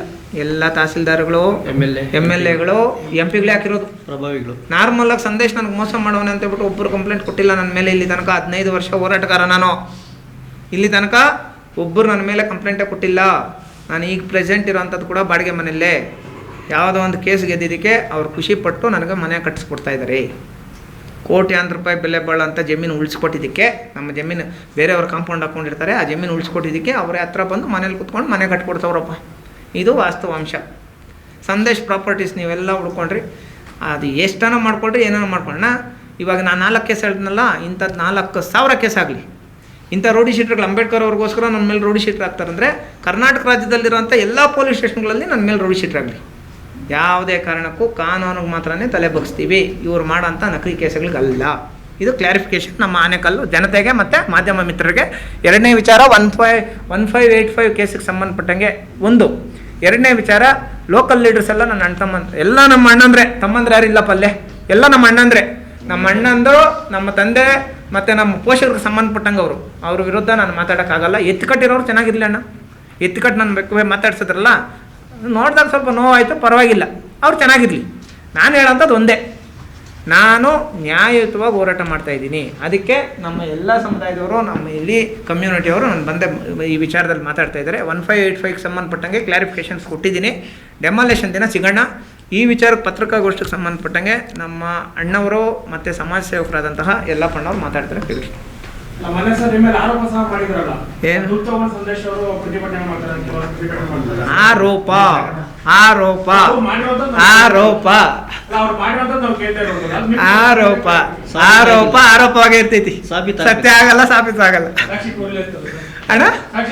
ಕೊಡ್ಲಿ 100% ಕೊಡ್ಲಿ, ನಾವು ಶರಣು ತಲೆ ಬಗ್ಸ್ತೀವಿ. ಸ್ವಾಮಿ ಯಾರ ಹತ್ರಾದ್ರೂ ಇಂಥ ವಿಚಾರಗಳಿಗೆ ಒಂದು ಸಂದೇಶ ತಗೊಂಡವನೇ ಅನ್ನೋದು ಸಾಕ್ಷಿ ಕೊಟ್ಬಿಟ್ರೆ ನಾನು ಕರ್ನಾಟಕನೇ ಬಿಟ್ಟು ಹೊರಟೋಗ್ತೀನಿ. ಸಾಕ್ಷಿ ಸಮೇತ ನಮ್ಗೆ ಕೊಡಲಿ. ಇದು ಹೋರಾಟವನ್ನು ನಾವು ಫೇಸ್ಬುಕ್ಕಲ್ಲಿ ಸಂದೇಶರು ಹೋರಾಟ ಮಾಡಿದ್ರನ್ನ ನಾವು ವೀಕ್ಷಣೆ ಮಾಡಿದ್ವಿ. ಪೂರ್ತಿ ಡೀಟೇಲ್ಸ್ ಎಲ್ಲ ಪೂರ್ತಿ ನಾವು ಫೋನಲ್ಲೇ ಕೇಳಿದ್ವಿ, ಏನಪ್ಪ ಇದು ನಮ್ಮ ತಾಲೂಕಲ್ಲಿ ಹಿಂಗೆ ಇದಾಗ್ತೈತೆ, ಏನು ಮಾಡ್ತಾ ಇದ್ದೀರಿ ಅಂತ ಕೇಳಿದಾಗ, ಅಣ್ಣ ನಾನು ಒಂದು ಡಾಕ್ಯುಮೆಂಟು ಹೆಚ್ಚು ಕಡಿಮೆ ಇದ್ದರೆ ನಾನು ಯಾವುದೇ ಹೋರಾಟಕ್ಕೆ ಬರೋಲ್ಲ, ನಾನು ಕ್ಲಿಯರ್ ಕಟ್ಟಾಗಿ ಹೋರಾಟ ಮಾಡೋನು ಅಂತ ಹೇಳಿದಾಗ ನಮ್ಮ ಪಾಠ ನಾವು ಸುಮ್ಮನೆ ಇದ್ವಿ. ಈಗ ಮೊನ್ನೆ ಯಾರೋ ನಮ್ಮ ಸ್ನೇಹಿತರು ಪ್ರೆಸ್ ಮೀಟ್ ಕರೀತಾರೆ ಈ ವಿಚಾರವಾಗಿ, ಏನೋ ನಿರ್ಮಾಣ ಶೆಟ್ರು ಏನು ಮಾಡಿಲ್ಲ, ಈ ಥರ ಸಂದೇಶ ಕೋಲಾರದಿಂದ ಯಾಕೆ ಬರಬೇಕು. ಲಾಸ್ಟಲ್ಲಿ ನಮ್ಮ ಮುನ್ರಾಜ್ ಅವರು ಮತ್ತು ನಮ್ಮ ಬಾಬು ಅವರು ಕೇಳ್ತಾರೆ, ಇದರಲ್ಲಿ ಲೋಕಲ್ ಸೀನಿಯರ್ ಲೀಡರ್ಗಳಿದ್ದಾರಪ್ಪ, ಅವ್ರ ಜೊತೆಯಲ್ಲಿ ಎಲ್ಲಪ್ಪ ಅವರು ಹಿಂಗೆ ಅಂದಾಗ ಯಾರೋ ಒಬ್ಬ ರಾಜ್ಯಾಧ್ಯಕ್ಷರು ಸ್ನೇಹಿತರು, ಅವ್ರ ಹೆಸರು ಹೇಳೋದು ಬೇಡಪ್ಪ, ಅವರು ಹೋರಾಟಗಾರರು, ಗೌರವ ಇದೆ ಅವ್ರ ಮೇಲೆ, ಅವ್ರಿರಲಿ, ಅವರ ವೈಯಕ್ತಿಕ ವಿಚಾರಗಳು ನಾವಿಲ್ಲಿ ಮಾತಾಡೋದು ಬೇಡ. ನಾವು ಕ್ಲಾರಿಫಿಕೇಶನ್ ಕೊಡೋಕೆ ಬಂದಿದ್ದೀವಿ. ಸಂದೇಶ್ ಅವ್ರು ಸಂಘಟನೆ ಮಾಡ್ಬೇಕಂತೇಳಿ ಆಲ್ರೆಡಿ ನಾವು ಒಂದು ಎಲ್ಲ ಸೀನಿಯರ್ಸ್ ಸೇರಿ 2 ತಿಂಗಳಿಂದಲೇ ತೀರ್ಮಾನ ಮಾಡಿದ್ವಿ. ಒಂದು 10,000 ಜನ ಸೇರಿಸಿ ನಾವೊಂದು ಸರಿ ಇಲ್ಲಿ ಸ್ಟ್ಯಾಚ್ಯೂ ತರುವಾಗ ಮಾಡಿದ್ರಲ್ಲ 10,000 ಜನ, ಆ ರೀತಿ ಸೇರಿಸಿ ಅವ್ರದ್ದು ಸಂಘಟನೆ ಮಾಡಬೇಕು, ನಾವೆಲ್ಲ ಸ್ನೇಹಿತರು ಅವ್ರ ಜೊತೆಲಿ ಇರಬೇಕು, ಹೋರಾಟ ಮಾಡ್ತಾರೆ ಅಂತೇಳಿ ತೀರ್ಮಾನ ನಾವು ತಗೊಂಡಿದ್ವಿ. ಅದಕ್ಕೋಸ್ಕರ ಇವತ್ತು ಅವ್ರ ಜೊತೆಲಿ ನಾವು ಬೆಂಬಲವಾಗಿ ಬಂದಿದ್ದೀವಿ. ಈಗ ನೀವು ಸ್ನೇಹಿತರು ಕೇಳಿದ್ರಿ CS ಅವ್ರಿಗೆ ಪರಿಹಾರ ಯಾರು ಕೊಡೋದು, ಏನು ಕೊಡೋದು ಅಂತ. ಈಗ ನಾನು ಯಾಕೆ ಹೇಳ್ತೀನಿ ಅಂದರೆ, ನಾನು ಮಂತ್ರಿಗೆ ಹಿಂದಕ್ಕೆ ಬರೋಲ್ಲ, ನಾನೊಬ್ಬ ಗ್ರಾಮ ಪಂಚಾಯತಿ ಅಧ್ಯಕ್ಷನಾಗಿ CS ಯಾರೂ ಕೊಡಲ್ಲ. ಯಾರು ಹೋರಾಟಗಾರರು ಕೊಡಲ್ಲ. ಪ್ರಾಬ್ಲಮ್ಸ್ ಎತ್ಕೊಂಡ್ಬಂದಾಗ ಈಗ ನಿಮ್ಮ ಹತ್ರ ಬರ್ತಾರೆ, ಪ್ರೊಫೆಸರ್ ಅಣ್ಣ ಇದೇನೋ ಸಹಾಯ ಮಾಡಿರಿ ಅಂತ. ಈಗ ಸಂದೇಶ್ವರ ಹತ್ರನೂ ಕಾಂತರಾಜ್ ಅನ್ನೋರು ಅಣ್ಣ ನಮ್ಗೆ ಹಿಂಗೆ ತೊಂದರೆ ಆಗಿದೆ, ನಮ್ಗೆ ಹೆಲ್ಪ್ ಮಾಡಿ ಅಂತ ಬಂದಾಗ ಅವರಿಗೆಲ್ಲ ಪೂರ್ತಿ ಡೀಟೇಲ್ಸು, ಮತ್ತು ಇನ್ನೊಬ್ರು ಯಾರು ಧನಲಕ್ಷ್ಮಿ ಅಲ್ಲ, ಇದನ್ನೆಲ್ಲ ಕಾರಣ ಸದಾನಂದ. ನಿಮ್ಗೊಂದು ಪ್ರಮುಖವಾದ ವಿಷಯನ ಹೇಳ್ತೀನಿ. 1999-98ರಲ್ಲಿ ಮೋಸ್ಟ್ಲಿ ನಾನು ಪ್ರೊಫೆಸರ್ ನೋಡಿದ್ದು ಬಾಬು ಮತ್ತು ನಮ್ಮ ಟಿ ವಿ ನೈನ್ ಮಂಜಣ್ಣ, ಇವರು ಒಂದು 4-5 ಜನ ನಾನು ಅವತ್ತು ನೋಡಿದ್ದು ಜ್ಞಾಪಕ ಇದುವರೆಗೂ ಇದೆ. ನಾನು ಪ್ರಜಾ ವಿಮೋಚನಾ ಚಳವಳಿಯಲ್ಲಿ ನಾನು ಈ ತಾಲೂಕಲ್ಲಿ ಯೂತ್ ವಿಂಗಲ್ಲಿ ಅಧ್ಯಕ್ಷನಾಗಿದ್ದೆ. ಜೆ ಬಿ ವೆಂಕಟೇಶ್ ಅವರು ಅಧ್ಯಕ್ಷರಾಗಿದ್ದರು, ಆನೇಕಲ್ ಕೃಷ್ಣಪ್ಪನವರು ವಿಭಾಗೀಯ ಅಧ್ಯಕ್ಷರಾಗಿದ್ದರು, ಪಟಾಪಟ್ ನಾಗರಾಜ್ ಸಾಹೇಬರು ರಾಜ್ಯಾಧ್ಯಕ್ಷರಾಗಿದ್ದರು. ಆ ಕಾಲಕ್ಕೆ ನಾವು ಸಂಘಟನೆಯಲ್ಲಿ ಇದ್ದಾಗ ಕೇರಳ ಕುಮಾರ್ ಅಂತೇಳಿ ಕೊಪ್ಪ ಗೇಟ್ನಲ್ಲಿ ಅಕ್ರಮವಾಗಿ ಬಂಡೆ ಹೊಡಿತಾನೆ ಅಂತೇಳಿ ಒಂದು ಹೋರಾಟ, ಅದ್ರ ಜೊತೆಗೆ ಈ ಲಕ್ಷ್ಮೀನಾರಾಯಣ್ ಅಂತ ಒಬ್ಬ ನಿರ್ಮಾಣ ಶೆಲ್ಟರ್ ಬಿಲ್ಡರ್ನ ಅಕ್ರಮ ಬಡಾವಣೆಗಳನ್ನು ಇದು CMCS ಏಟ್ ಮಾಡಿದ್ದಾರೆ ಅಂತೇಳಿ ಇದೇ ಪ್ರಜಾ ವಿಮೋಚನಾ ಚಳವಳಿ ಕೃಷ್ಣಪ್ಪನವರು ಆಗಿನ ಕಾಲದಲ್ಲೇ ತಾಲೂಕ್ ಪಂಚಾಯತ್ ಹತ್ರ 2000 ಜನ ಸೇರಿಸಿ ಆವತ್ತು ನಿರೂಪಣೆಯನ್ನು ಕೂಡ ನಂದೆ ತಾಲೂಕು ಆಫೀಸ್ ಹತ್ರ ಉಗ್ರವಾದ ಹೋರಾಟವನ್ನು 2000 ಜನ ಆವತ್ತೇ ನಾನು ನೋಡಿರೋದು ನಮ್ಮ ತಾಲೂಕಲ್ಲಿ ಹೋರಾಟ ಮಾಡಿದ್ದಾನೆ. ಅಂಥ ಹೋರಾಟನ ಯಾಕಂತ ಹೇಳಿದ್ರೆ ನಮ್ಮ ಸ್ನೇಹಿತರಿಗೆ ಹೇಳ್ತೀನಿ, ಮೊನ್ನೆ ಮೀಡಿಯಾನಲ್ಲಿ ಏನೇನೋ ಹೇಳ್ತಾ ಇದ್ರು, ನಾವು ಅವ್ರ ಬಗ್ಗೆ ಮಾತಾಡಲ್ಲ ಅಂತ ನಾನು ಆಗಲೇ ಹೇಳಿದ್ದೀನಿ. ಇಂಥ ರಾಜ್ಯಾಧ್ಯಕ್ಷರುಗಳು, ಇಂಥ ಜಿಲ್ಲಾಧ್ಯಕ್ಷರುಗಳು, ಇಂಥ ಸಮಕಾಲೀನರ ಜೊತೆಯಲ್ಲಿ ನಾವೆಲ್ಲ ಇದು ಬಂದವರು, ಇವ್ರು ಯಾಕೆ ಬರಬೇಕು ಅವ್ರು ಯಾಕೆ ಬರಂದ್ರೆ ಇದು ಭಾರತ ಪ್ರಜಾಪ್ರಭುತ್ವ. ಇದು ಪ್ರಜಾಪ್ರಭುತ್ವದಲ್ಲಿ ಎಲ್ರಿಗೂ ಹೋರಾಟ ಮಾಡೋಂತಕ್ಕಂಥದ್ದು, ಜೀವನ ಮಾಡೋಂತಕ್ಕಂಥದ್ದು ಎಲ್ರಿಗೂ ಹಕ್ಕಿದೆ. ಹಂಗಾಗಿ ನೀನು ಯಾಕೆ ಬರಬೇಕು ನಾನು ಯಾಕೆ ಬರ್ಬೇಕಂದ್ರೆ ಯಾವ ಊರಿಗೆ ಯಾರು ಹೋಗ್ಬಿಡ್ರಿ, ಎಲ್ಲ ನಿಮ್ಮೂರಲ್ಲೇ ಇರ್ರಿ. ನಿಮ್ಮ ವೈಯಕ್ತಿಕ ವಿಚಾರ ನಾನು ಮಾತಾಡಲ್ಲ. ಅವರು ಹೋರಾಟ ಅವ್ರ ಹಕ್ಕು ಕೇಳೋದು, ಸಂಘಟನೆ ಅವ್ರದ್ದು, ಅವ್ರವ್ರ ಹಕ್ಕದು. ಯಾರ ಜೊತೆಲ್ಲ ಇರ್ತಾರೆ. ನಿಮ್ಗೆ ತೊಂದರೆ ಏನಾದ್ರು ಮಾಡಿದ್ದೀರಾ? ಯಾಕೆ ನೀವು ಮಾಧ್ಯಮದ ಮುಖಾಂತರ ನಮ್ಮಲ್ಲೇ ಎತ್ಕಟ್ಟೋದು, ನಮ್ಮಲ್ಲೇ ಮಾತಾಡೋದು ಯಾಕೆ ಮಾತಾಡಬೇಕು? ದಯವಿಟ್ಟು ನೋಡಿ, ನಿಮ್ಮ ಕೈ ಮುಗಿದು ಹೇಳ್ತೀನಿ, ಈ ಒಂದು ರಿಸರ್ವೇಷನ್ ಕಾನ್ಸ್ಟಿಟ್ಯೂನ್ಸಿನಲ್ಲಿ ಯಾರ ಹತ್ರಕ್ಕಾದ್ರೂ ಹೋಗ್ತಾರೆ ತೊಂದರೆ ಅಂತ ಕಾಪಾಡೋಂಥ ಜವಾಬ್ದಾರಿ ಒಬ್ಬ ಸಂಘಟನೆ ಲೀಡರ್ದಾಗಲಿ, ಒಬ್ಬ ಪತ್ರಕರ್ತರದಾಗಲಿ, ಒಬ್ಬ ಶಾಸಕರದಾಗಲಿ, ಒಬ್ಬರು ಸಂಸದರದಾಗಲಿ ಎಲ್ಲರೂ ಹೋಗ್ತಾರೆ. ಹಂಗಂತೇಳಿ ನೀವು ಬರೋದೇ ತಪ್ಪು, ನೀವು ಮಾಡೋದೇ ತಪ್ಪು ಅಂದರೆ ದಯವಿಟ್ಟು ಸ್ನೇಹಿತರೆ, ನೀವು ಹೋರಾಟಗಾರರು. ನಾವು 97-98ರಲ್ಲೇ ನಾವು ಪಟಾಪಟ್ ನಾಗರಾಜ್ ಸಾಹೇಬರು, ಜಿಗ್ನಿ ಶಂಕರ್ ಸಾಹೇಬರು, ಬಿ ಗೋಪಾಲ್ ಸಾಹೇಬರು, ಮಾವಳ್ಳಿ ಶಂಕರ್ ಸಾಹೇಬ್ರ ಜೊತೆಲಿ ಹೋರಾಟ ಮಾಡಿ ಬಂದಂಥ ಜನ ನಾವು. ಇತ್ತೀಚೆಗೆ ಕೆಲವು ಕಾರಣಗಳಿಂದ ಯಾಕೆ ಸುಮ್ಮನೆ ಸಂಘಟನೆಗಳು ಬೇಡ ಅಂತೇಳಿ ನಮ್ಮ ಪಾಡಕ್ಕೆ ನಾವೇನೋ ಒಂದು ರಾಜಕೀಯ ಪಕ್ಷದಲ್ಲಿದ್ದು ನಾವೇನೋ ಒಂದು ಅವರು ನಮ್ಮ ಪಾಡಕ್ಕೆ ನಾವು ಇದ್ದೀವಿ. ನಿಮ್ಮ ಪಾಡಕ್ಕೆ ನೀವು ಸಂಘಟನೆ ಕಟ್ಕೊಳ್ಳಿ, ನಮ್ಮ ಪಾಡಕ್ಕೆ ನಾವು ಸಂಘಟನೆ ಕಟ್ಕೊತೀವಿ. ಒಟ್ಟಾರೆ ಬಡವರ ಪರವಾಗಿ, ಹಿಂದುಳಿದವರ ಪರವಾಗಿ, ದಲಿತರ ಪರವಾಗಿ, ಎಲ್ಲ ಬಡವರ ಪರವಾಗಿ ಹೋರಾಟವನ್ನು ಮಾಡತಕ್ಕಂಥ ಜವಾಬ್ದಾರಿ ನಮ್ಮ ಸಂದೇಶವರು ತಗೊಂಡಿದ್ದಾರೆ. ಅವರಿಂದ ಅವ್ರು ಮಾಡ್ತಾ ಇರ್ತಕ್ಕಂಥ ಕಾರ್ಯವೈಖರಿಗಳನ್ನು ನೋಡಿ ನಾವು ಕೂಡ ವೈಯಕ್ತಿಕ ಜೀವನದಲ್ಲಿ ಬದಲಾವಣೆ ಆಗ್ತಾ ಇದೀವಿ. ಯಾಕಂದ್ರೆ ನಮಗೆ ಚಿಕ್ಕವರವರು ಆದರೂ ಅವರು ನಮಗೆ ಇನ್ಸ್ಪಿರೇಷನ್. ಹಂಗಾಗಿ ಇವತ್ತು ರಾಜ್ಯಾದ್ಯಂತ ಅವ್ರ ಸಂಘಟನೆ ಇದೆ. ಬರೀ ಆನೇಕಲ್ಲಲ್ಲಿ, ಕೋಲಾರಲ್ಲ, ಗುಲ್ಬರ್ಗದಲ್ಲಿದೆ, ರಾಯಚೂರಲ್ಲಿದೆ, ನೀವು ಧಾರವಾಡಲ್ಲಿದೆ, 30 ಜಿಲ್ಲೆ ಎಲ್ಲಾದ್ರೂ ಹೋಗಿದೆ. ಆದ್ರಿಂದ ನಾವೆಲ್ಲರೂ ಸೇರಿ ಅವರಿಗೆ ಒಂದು ಬೆಂಬಲವನ್ನು ಕೊಡೋಲಿಕ್ಕೆ ಇನ್ನೂ ಇದರಿಂದ ಸುಮಾರು ಜನ ಇದ್ದಾರೆ. ಇದನ್ನ ಮುಂದಿನ ದಿನಗಳಲ್ಲಿ ನಿಮ್ಮನ್ನೆಲ್ಲ ಕರೆದು ಆನೇಕಲ್ಲಲ್ಲಿ ಬೃಹತ್ತಾದಂಥ ಒಂದು ಸಮಾವೇಶ ಮಾಡಿ ಅವರ ನೇತೃತ್ವದಲ್ಲಿ ನಾವೆಲ್ಲರೂ ನಮ್ಮ ಜೀವನದ ಶೈಲಿಗಳನ್ನು ಬದಲಾವಣೆ ಮಾಡಿಕೊಂಡು ವೆರಿ ಗುಡ್ ನಾವು ಬಾಬಾ ಸಾಹೇಬ್ ಅಂಬೇಡ್ಕರ್ ಅವರ ಹಾದಿಯಲ್ಲಿ ಮತ್ತೆ ಹೋಗ್ಬೇಕಂತೇಳಿ ತೀರ್ಮಾನ ಮಾಡ್ಕೊಂಡಿದ್ದೀವಿ. ದಯಮಾಡಿ ಸ್ನೇಹಿತರೆ, ನೀವು ಯಾವುದೇ ವಿಷಯ ಎತ್ಕೊಂಡಾಗ ನಾವು ಕೂಡ ನಿಮ್ಮ ಸುದ್ದಿ ಎತ್ತಲ್ಲ. ನೀವು ನಮ್ಮ ಸುದ್ದಿನ ಯಾವುದೇ ಕಾರಣಕ್ಕೂ, ನಮ್ಮ ಸಂಘಟನೆ ಸುದ್ದಿನ, ನಮ್ಮ ಸುದ್ದಿನ ಹೇಳಿದ್ರೆ ನಾವು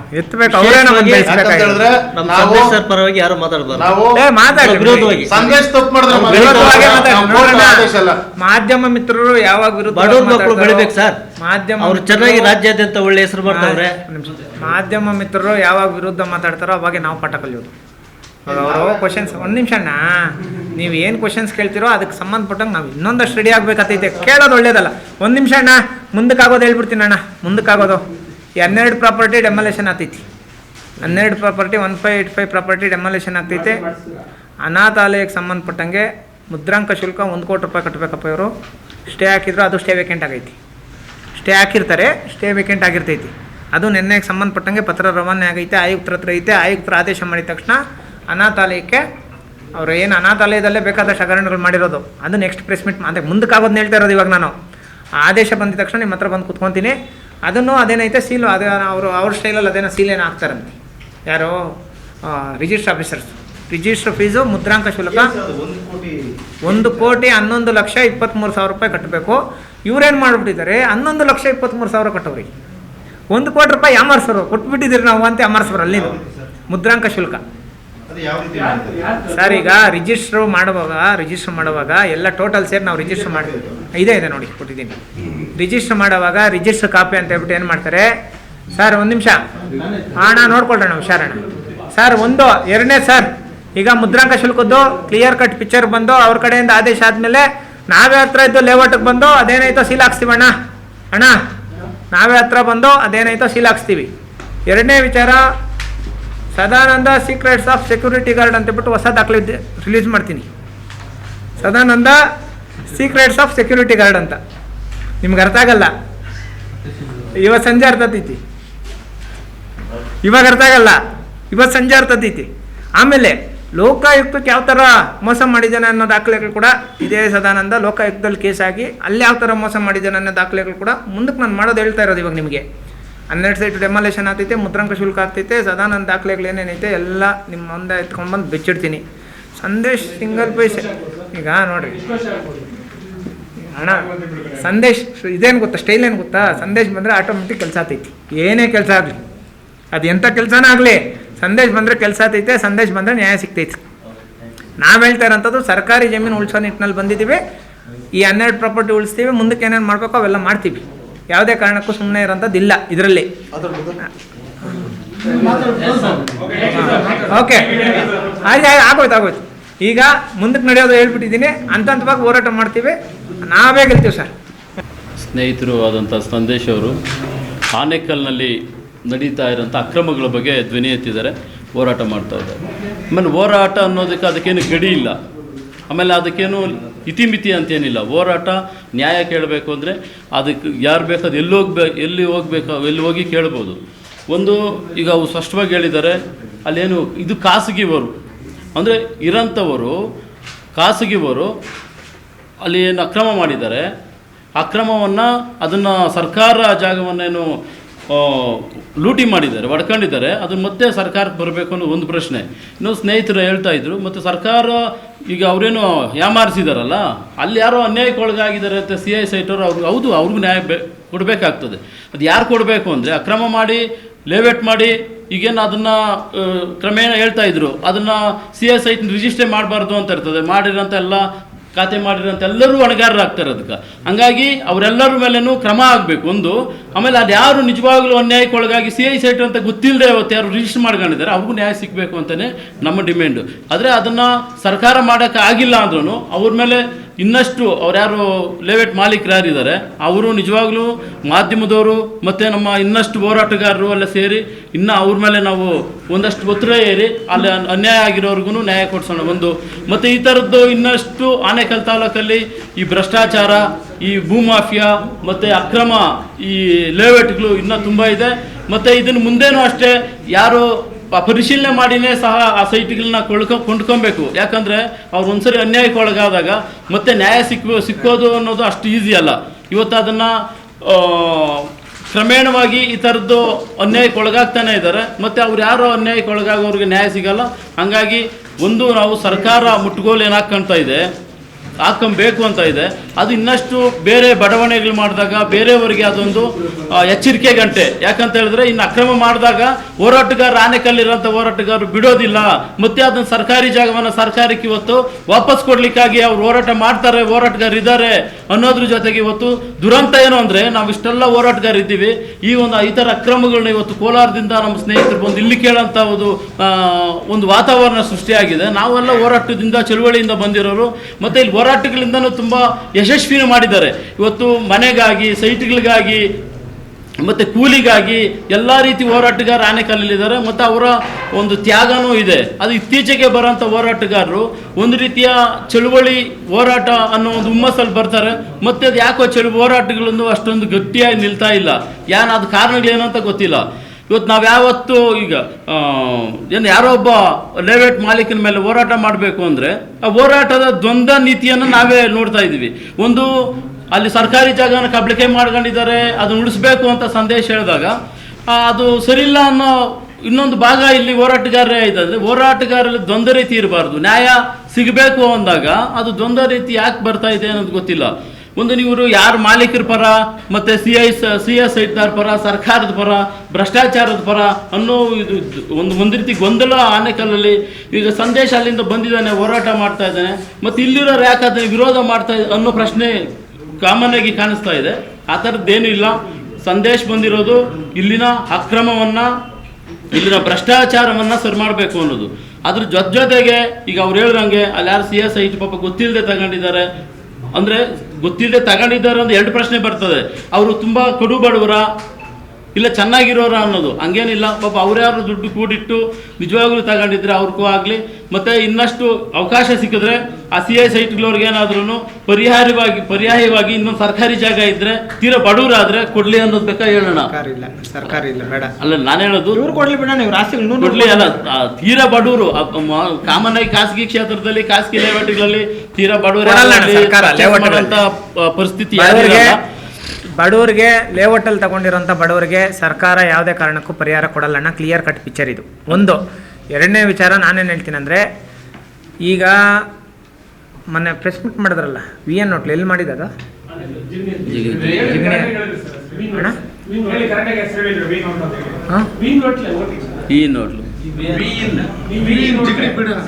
ಅಲ್ಲಲ್ಲ VLN ಅಂತ ಹೇಳ್ಬಿಟ್ಟು ಏನೋ ಐತೆ. VLN ನಿಸರ್ಗ ಲೇಔಟ್ ಕೇಳ್ರಣ್ಣ, ನಿಸರ್ಗ ಲೇಔಟ್ VLN ಹೋಟೆಲ್ VLN ಅದು. ಮತ್ತು ಇವ್ರ ಸರ್ಕಾರಿ ಆಫೀಸು ಲೈನ್ಗೆಲ್ಲ ಸರ್ಕಾರಿ ಜಮೀನು, ಎಲ್ಲ ಸರ್ಕಾರಿ ಜಮೀನು. ಈ VN ಹೋಟೆಲ್ ನೀವು ಮಾಡಿದ್ರಲ್ಲ ಅದು ಅವ್ರ ಪಾಪ ಅವ್ರದ್ದೇನೋ, ಅವ್ರದ್ದು ಬೇರೆ. ಆದರೆ ಈ VLN ಹೋಟೆಲ್ ಮಾಡಿದಾರಲ್ಲ ಇದು ಇಷ್ಟೂ ಸರ್ಕಾರಿ ಜಮೀನು. ಅಣ್ಣ ನೀನು ಮಾತಾಡ್ಬೋದು. ಓಕೆ ಅಣ್ಣ, ಅಷ್ಟೇ ಅಣ್ಣ. ದಯವಿಟ್ಟು ಇಷ್ಟೊತ್ತು ನಮಗೋಸ್ಕರ ಸಮಯ ಕೊಟ್ಟು, ನಿಮ್ಮ ಅಮೂಲ್ಯವಾದಂಥ ಸಮಯ ನಮಗೆ ಕೊಟ್ಟು, ನಮ್ಮ ಹತ್ರ ಇನ್ನೊಂದಷ್ಟು ಇನ್ಫಾರ್ಮೇಷನ್ಸ್ ಕಲೆಕ್ಟ್ ಮಾಡಿಕೊಂಡು ಜನಗಳಿಗೆ ನಮ್ಮ ಕಷ್ಟನೂ ಏನು ಅಂತ ಹೇಳ್ಬಿಟ್ಟು ತಿಳಿಸೋದಕ್ಕೆ, ನಮಗೆ ಸಹಾಯ ಮಾಡೋದಕ್ಕೆ ಬಂದಂಥ ಎಲ್ಲ ಮಾಧ್ಯಮ ಮಿತ್ರರಿಗೆ ನನ್ನ ಹೃದಯಪೂರ್ವಕ ಧನ್ಯವಾದಗಳು ತಿಳಿಸ್ತೀನಿ. ಅಣ್ಣ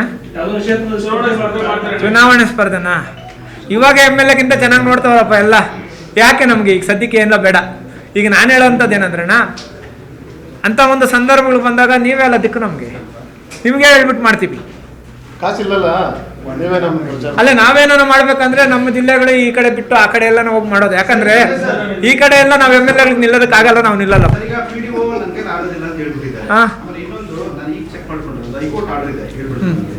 ಯಾವುದೇ ಬಡಾವಣೆ ಇರ್ತಕ್ಕಂಥ ಸ್ಮಶಾನ ಆಡುವ ಮೈದಾನ ಈ ತರದ್ದು CA ಇರ್ಬೋದು, ಪಾರ್ಕ್ ಇರ್ಬೋದು, ಬಡಾವಣೆ ನಿರ್ಮಾಣ ಆಗಿ 5 ವರ್ಷ ಆದ್ರೂ ಕೂಡ ಸರ್ಕಾರ ಅಂದ್ರೆ ಗ್ರಾಮ ಪಂಚಾಯತಿ ಅಂದ್ರೆ ರಿಲೀಫ್ ಡೀಡ್ ಆಗಿ 5 ವರ್ಷ ಆದ್ರೂ ಕೂಡ ಅದನ್ನ ವಶಪಡಿಸಿಲ್ಲ ಅಂತಂದ್ರೆ ಆ ಸೈಟ್ಲು ಯಾರು ಮಾಲೀಕ ಇರ್ತಾನೆ ಅವ್ರದ್ದೇ ಅಂತ ಹೇಳಿ JMR ಪ್ಯಾಲೇಸ್ ಮಾಲೀಕ ಜ್ಯೋತೇಂದ್ರ ಸಿಂಹಜಿ, ವಿಕ್ರಮ್ ಸಿಂಹಜಿ ಅಂತ ಅವರು, ಮತ್ತೆ ವರ್ಸಸ್ ಕರ್ನಾಟಕ ಹೈಕೋರ್ಟ್ ಆನರಬಲ್ ನ್ಯಾಯಮೂರ್ತಿ ಸೂರಜ್ ಗೋವಿಂದರಾಜ್ ಅಂತ ಒಂದು ಆರ್ಡರ್ ಆದೇಶ ಮಾಡಿದ್ದಾರೆ. ಆದ್ರೆ ಯಾವಾಗ ಇಸ್ವಿ? Mostly June 4, 2025. ಒಂದೇ ನಿಮಿಷ ನೋಡಿ. ಇದು ಯಾಕೆಂದ್ರೆ ಅಣ್ಣ ಈಗ ಒಂದ್ ನಿಮಿಷ ಅಣ್ಣ, ಒಂದ್ ನಿಮಿಷ ಬ್ರದರ್ ಹೇಳ್ಬಿಡ್ತೀನಿ ನಾನು ಯಾವಾಗ ಅಂತ ಹೇಳ್ತೀನಿ. June 4, 2024 ಪ್ರಜಾವಾಣಿಗೆ ಬಂದಿದೆ. ಇದು ಆಗಿರೋಂಥ ಆದೇಶ ಗಮನಕ್ಕಿರ್ಲಿ. ಆಮೇಲೆ ನಿಮ್ಮ ಹೋರಾಟ ಜೊತೆ ನಾವು ಇರ್ತೀವಿ.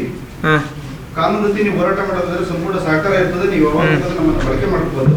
ಆದ್ರೆ ಕೋರ್ಟ್ ಆದೇಶಗಳು ಈ ರೀತಿ ಇದೆ. ಅಂದ್ರೆ 5 ವರ್ಷ ಬಡಾವಣೆ ನಿರ್ಮಾಣ ಮಾಡಿ 5 ವರ್ಷ ಆದ್ರೂ ಕೂಡ ಆಗಿರ್ತಕ್ಕಂಥ ಈಗ ನಾವೇನ್ ಹೇಳ್ತೀವಿ ಸರ್ಕಾರದ ಆಸ್ತಿಯನ್ನು ನಾವು ವಶಪಡಿಸಿಕೊಳ್ಳದೆ ಇದ್ರೆ ಆ ಟೈಟ್ಲು ಅಣ್ಣ. ಮಾಲೀಕನಾಗಿರ್ತದೆ ಅಂತ ಅಣ್ಣ ಈಗ ನಾನೊಂದು ಕ್ವಶನ್ ಹೇಳೋದಣ್ಣ. ರೋಡಲ್ಲಿ ಕೊಲೆ ಮಾಡವ್ರಿ, ಕೊಲೆ ಆರೋಪಿಗಳು ಎಲ್ಲರೂ ಬದುಕವ್ರೆ, ಎಲ್ಲ ಓಡಾಡ್ತವ್ರೆ. ಆದರೆ ಅವರೆಲ್ಲ ಆರೋಪಿಗಳೆಲ್ಲ ಅಂತ ಹೇಳ್ಬಿಟ್ಟು ಕೋರ್ಟ್ ಆದೇಶ ಮಾಡ್ತೈತಿ. ಕೊಲೆ ಮಾಡಿರೋರು ಲೈವ್ ಅಲ್ಲಪ್ಪ. ಹೇಳ್ಬಿಡ್ತೀನಿ ಕೋರ್ಟಲ್ಲಿ ಪ್ರಶ್ನೆ ಮಾಡಕ್ಕೆ ಒಂದ್ ನಿಮಿಷ ಅಣ್ಣ, ಕ್ವಶನ್ ಅದನ್ನೇ ನಾನು ಹೇಳ್ತಾ ಇರೋದು. ಮೆನ್ಷನ್ ಇದೆಯಾ ಅಲ್ಲ, ಒಂದ್ ನಿಮಿಷ ಅಣ್ಣ, ಇರ್ಲಿ ಅಣ್ಣ, ಎಲ್ಲರೂ ಇದ್ಕೊಳ್ಳಿ ಅಣ್ಣ. ಈಗ ನಾನು ಹೇಳೋದು ನಾವು ನೋಡ್ತಾ ಇದೀವಲ್ಲಪ್ಪ, ಲೈವ್ ಅಲ್ಲಿ ಕೊಲೆ ಮಾಡಿರೋರು ನಿರಪರಾಧಿಗಳು ಅಂತ ಹೇಳ್ಬಿಟ್ಟು ಕೋರ್ಟಲ್ಲಿ ಆದೇಶ ಆಗೈತೆ. ಕಂಬಲ್ಪಲ್ಲಿ ಇಷ್ಟೂ ಅಷ್ಟೇ ಅಲ್ವಾ? ಅದೇ ಆಮೇಲೆ ಇನ್ನೊಂದು ವಿಚಾರ, ಕೊಲೆ ಮಾಡಿದ್ರು ಪಾಪ ಅವನೆಲ್ಲೆಲ್ಲೋ ಇದ್ರೆ ಅವನು ಹೋಗಿ ಇವನೇ ಆರೋಪಿ ಅಂತ ಹೇಳ್ಬಿಟ್ಟು ಮಾಡ್ತಾರೆ ಅಣ್ಣ. ಕೋರ್ಟ್ ಅಣ್ಣ, ನ್ಯಾಯಾಲಯ, ಅದನ್ನ ನಾವು ಪ್ರಶ್ನೆ ಮಾಡೋದು ಬೇಡ. ಇಂಥ ಆದೇಶ ಕೇಳಿ, ಇಂಥ ಆದೇಶ ನಿರ್ಮಾಣ ಶೆಲ್ಟರ್ಸ್ ಅವ್ರ ಮೇಲೆ ಇಲ್ಲ. ನಿರ್ಮಾಣ ಶೆಲ್ಟರ್ಸ್ ಅವ್ರಿಗೆ ಅವಲಂಬಿತ ಆಗಲ್ಲ. ನಾನು ಅದಕ್ಕೆ ಬಿಡಲ್ಲ. ಕೋರ್ಟಲ್ಲಿ ಹೋಗ್ಬಿಟ್ಟು ಜಡ್ಜಿ ಕಾಲು ಹಿಡ್ಕೊಂಡ್ಬಿಡ್ತೀನಿ ಬೇಕಾದ್ರೆ, ನಾವು ಅದಕ್ಕೆ ಬಿಡಲ್ಲ.